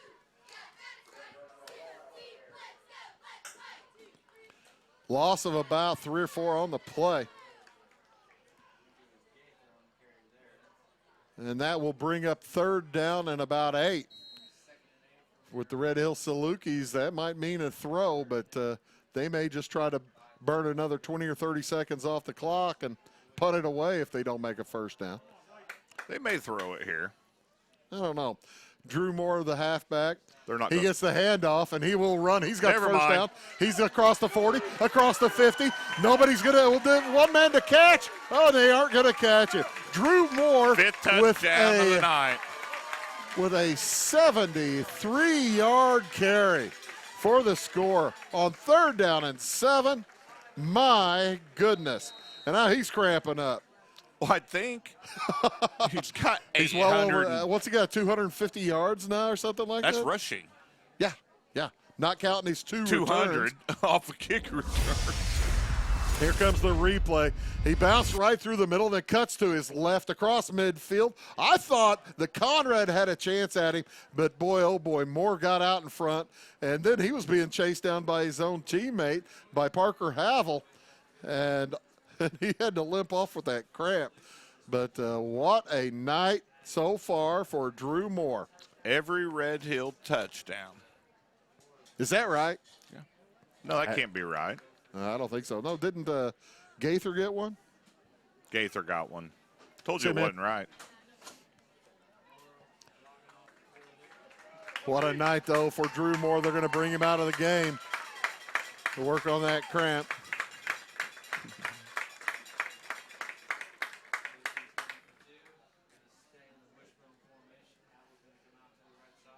And it's 40-13.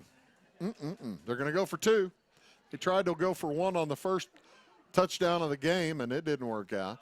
On the keeper all by himself, Drake cuts back to the middle. Did he get in? He got close, and he got in. Look at that sideline shot. Beautiful. Could have used that a few times at Fairfield. 5:08 to go here in the ball game. The two-point conversion makes it Red Hill 40, Flora 13. We'll be back after this message. Country Roads Realty goes the extra mile to take you home. Managing broker Jessica McCleary, along with Terry Weedman and Judy Reed, bring commitment, integrity, and results, as well as 21st century technology to the business of real estate. Virtual house tours are always open at countryroadsrealty.net. Call Country Roads Realty at 842-SOLD and give Country Roads the chance to earn your business and add you to their long list of satisfied clients. So he's got over 300 rushing then, right? 239. We're getting the numbers on Drew Moore's night. They're large. He's got all the numbers. He's got all the numbers. 474 total yards. 474 total yards. That includes a touchdown return, a punt return, and about 240 or 50 yards 239. rushing. Wow. Rushing. 474 total. 5 touchdowns. I think they've made him the player of the game. You think? Wow. That's a Red Grange kind of game. He's probably done for the night. Now I'll bet you he's done for the night. I'd agree, you were asking Bruce. when they were going to take him out. Now, Jamie, I'm betting he's probably done for the night. He's standing over sideline in front of us. Well, and Volkman's look good. Well, Volkman didn't run the ball much in the first half, but here in the has a second touchdown. half. The Red Hill Salukis are the real deal. Good sophomore left-handed quarterback. Made good line. Tough throws. Wabash Catch TV will be back in action next week. Thursday night, we've got a volleyball game. Oh, there's the squib kick, and the ball will be grabbed about the 42-yard line by one of the upbacks. He's drilled. The ball comes loose. It's still loose. And who's going to come out with it? This will be interesting. I'm watching the monitor, and I think Flora's coming out with it. Yeah. I believe that was maybe Trey Robinson. I think it was Trey Robinson. Either him with or it. Hawkins. Wabash Catch TV will be back in action next Thursday night. Flora plays volleyball at Louisville, North Clay. Flora at North Clay volleyball. And then again next Friday night, Chester will be at Fairfield for Fairfield's second game of the year. Chester's second game of the year as well, of course. Fairfield 1-0. We have not heard a Chester score. 42-13, 29-point lead here for Red Hill. Quentin Smith hands it off to Pierce straight up the gut. Well, I tell you what, Andrew Pierce has had some pretty fresh legs all night long, too. He's going to be tired. He's going to be tired. Well, he already was on the ground after catching that pass down in the corner. Yep. He's been busy. Still, pardon me, hiccup. Still a solid crowd across the way for the Flora Wolves, the homestanders. Pretty good crowd here all night for Red Hill as well. And if you're Flora and you're trying to take something positive away, Smith and Young have had a good connection tonight. Well, that you can also take. Last year they lost to Red Hill 38-0. They're a lot closer this year. Quentin Smith throws it across to Cole Young. Cole Young, he's going to be dropped at the 40, loss of about 4 or 5 on the play. But that's the thing is, Jamie, looking at tonight's game, Flora can see what hurt them all night long. And it's the simplest thing in the world to fix. get the snap from the center to the quarterback. Well, here's what's happened. If you've noticed on the low snaps, Smith's actually had more time because the center's blocked better. Yeah. So that's one positive to take away from him. I played center, and I'll tell I'm you. trying to give the center a break. Tell you, I am too.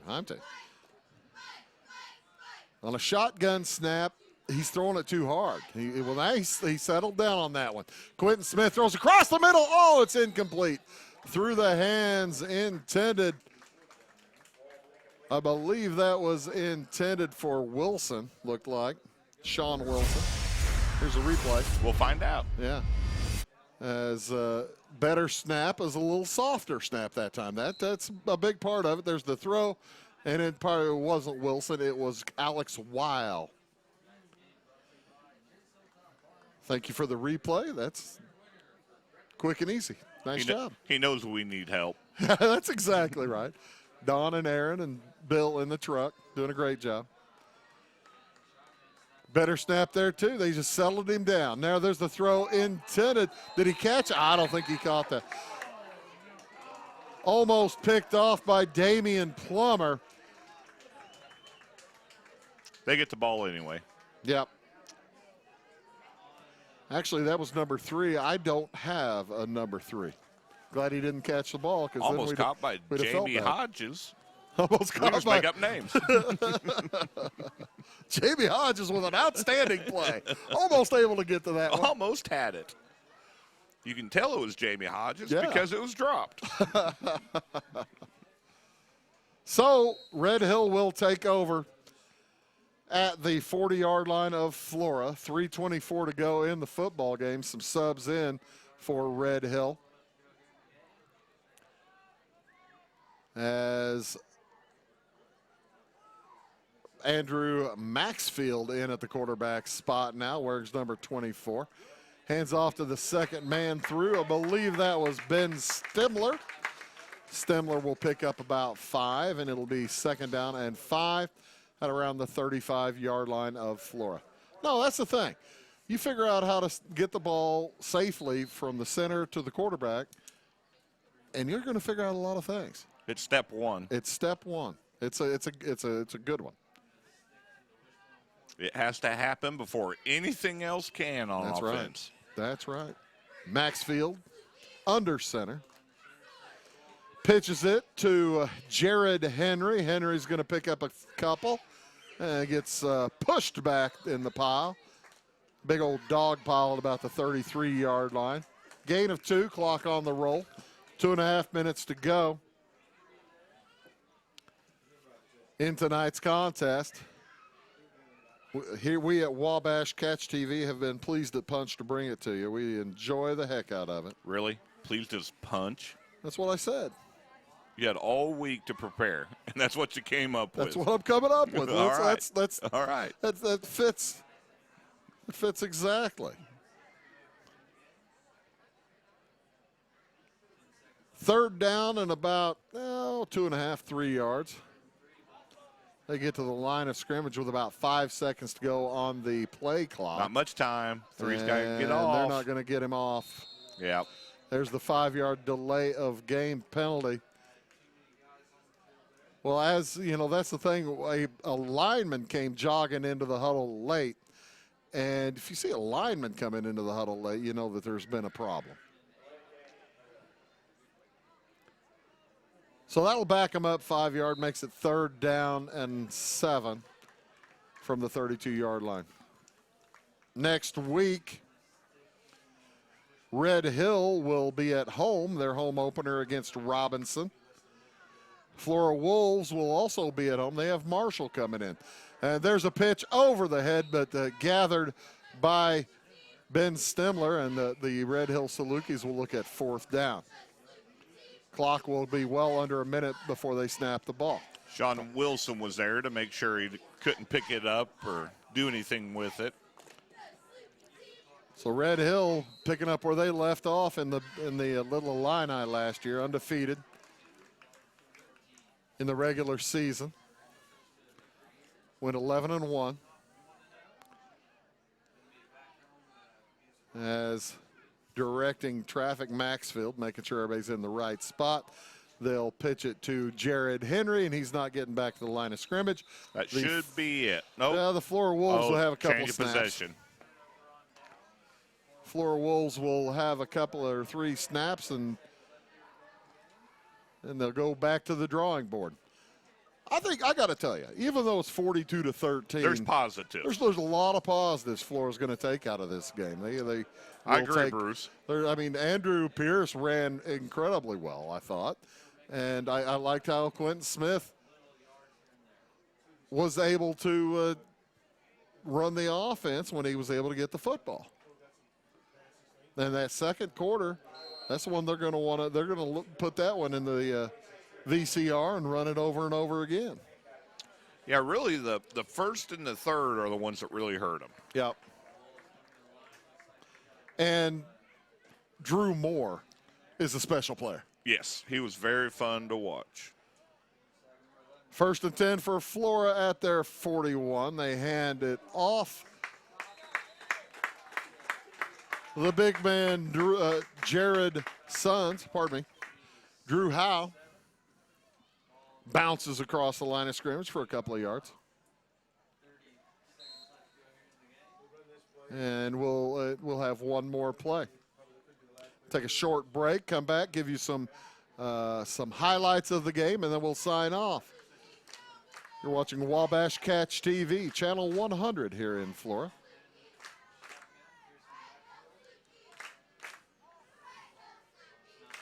And back to throw is Jace Helm. The ball is caught. Hard tackle. And that will do it. Here goes the final buzzer. Sounds like a foghorn. That wasn't a buzzer. There's a horn. There's a horn. Final horn. So your final score. There's a buzzer. There's a buzzer. That's the lady in front of us. Your final score, the Red Hill Salukis move to 1-0 as Flora falls to 0-1. Final score, 42-13 Red Hill. We'll be back after these words. I'm Mike Dye from Max Dye Incorporated. Since 1964, we've been doing business with one simple idea. Treat people right and they'll come back. So whether you're shopping for a new GMC, Chrysler, Dodge, Jeep, Ram, or pre-owned vehicle, or need service, we can help. Our qualified sales representatives and expert auto technicians provide you with straightforward, no-hassle shopping and service every time. Come see what we mean when we say hometown friendly, the way car shopping should be at Max Dye Incorporated in Salem. Make Carnaby Square in downtown Fairfield your fashion leader. We're the little boutique with the big inventory of beautiful, trendy outfits and clothing in a wide array of your favorite name brands. And don't forget our large selection of jewelry and accessories. Carnaby Square is Southern Illinois' largest dealer of Brighton. At Carnaby Square, we take pride in our one-on-one, knowledgeable customer service and look forward to helping you create your own special look. Plus, always free gift wrapping. Find endless gift ideas 24/7 at CarnabySquare.com and on our Facebook page. Shop the fashion leader in downtown Fairfield, Carnaby Square.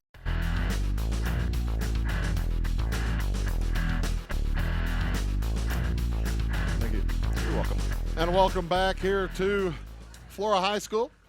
The Red Hill Salukis knock off the Flora Wolves by a final of 42-13. And before we go to the replay package, I want you to roll down the scoring for us, Jamie. All right, the opening kickoff was returned by Moore for Red Hill, 90 yards. The extra point was no good to make it 6-0 Red Hill. Then with 9:29 to go in the first, Moore broke a 30-yard run. This doesn't make any sense because he's going to be replaying all these touchdowns. I'll tell you what, Aaron, if you're ready, why don't you just go ahead and do your replay package? He may not be ready. There he goes. This is in the second half. That was Daniel Lewis's nice run back. He may not have the replay package ready to go. There's the low punt. This is the punt return touchdown, I think, probably for. Yes, it is. For Drew Moore, yeah, he cuts through the middle, bounces back out to the outside to the left, Jukes. And nice cut back at the 10-yard line, cut back to the right, got into the end zone. You know, the thing is, Drew Moore finished the night with over 400 yards total offense. Almost 5. Just amazing. Just amazing. There's a big tackle right up the gut Nice job there by Austin Phipps. And this one is Drake Allen. It's one of the fumbles were recovered. That's the thing. Flora got a bunch of turnovers from Red Hill tonight. Did a nice job. And that was one of them. Here we have Flora, another wonderful run, this time by Quentin Smith. Picked up the football off the fumbled snap, got to around the first down marker. That set this one up. That was the throw from down to the 3-yard line to Pierce. Pierce got up, had the cramp after that, and then the Flora Wolves able to get into the end zone. On the nice little left side, punch it in there from Quentin Smith. And here we go from Drew Moore again. And we're probably going to see that 70-yard run coming up here in a second. That 73-yarder. There it is. I knew it was coming. 73-yard scamper for – that wasn't even the long one. That was the second longest one, wasn't it? Yes. Yeah, that one was 90 was 45? the long one. The 90 was the return. It was just a big night for the Red Hill defense. And there was a big hits all over the place.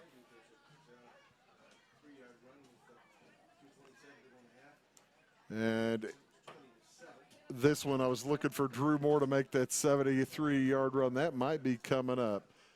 Taking a look at the handoff. Oh, this is Volkman's big run. Tell you what. Volkman came in and gave him a nice little burst off the bench. Gavin Volkman. See, this was the one that was the penalty, and after this penalty, moved it back inside the 30-yard line. Well, they had to punt it away. Nice return on this one by Sean Wilson. Went down the right-hand sideline inside the 30, near the 28-yard line, about a 30-yard return. Smith trying to get something going late, but the ball was knocked away down there, caught actually by Daniel Lewis, but he got it back. This is one where they were trying to get a late score. They could not get it. Offensive play here inside the 10-yard line. And they had problems with the snap and just could not beat it. Hand off that time to Pierce, got inside the 5-yard line. I don't think they got in this time, did they? No, that's where they kept having trouble. Oh, that's where they had first and goal at the 3 and ended up turning it over at about the 15. Yeah. Because Pierce got close twice on that drive. Just couldn't quite get it punched in. There's the fumbled snap, and that's that was third down or so, or second or third down, then pushed it back. You just can't. No team can afford having issues with the snap, with the transfer. And there's the sack back. Oh, that's Volkman, and I think here's the 73-yard run from Drew Moore. He just made the turn against the grain and off to the races. How about that? Drew Moore right there, the 73-yarder, and he's cramping in the last 5 yards. Got shot. Sniper. That was the last score of the evening. Go ahead and go over the scoring there, Jamie. All right, in the first on the opening kickoff, Moore returned it 90 yards, 6-0 Red Hill. Then a couple minutes later in the first, Moore broke off a 30-yard run. The 2-point conversion was good, 14-0 Red Hill. Then with a minute to go in the first, Gaither punched it in from 4 yards out. 2-point conversion no good, 20-0 Red Hill after 1. Red Hill, I tell you, that the great first quarter, but then the Flora was solid in the second quarter. The only score in the second quarter came with 2:27 to go, and Pierce had that 3-yard run we just saw. And the extra point was good by Pierce, made it 20-7 Red Hill.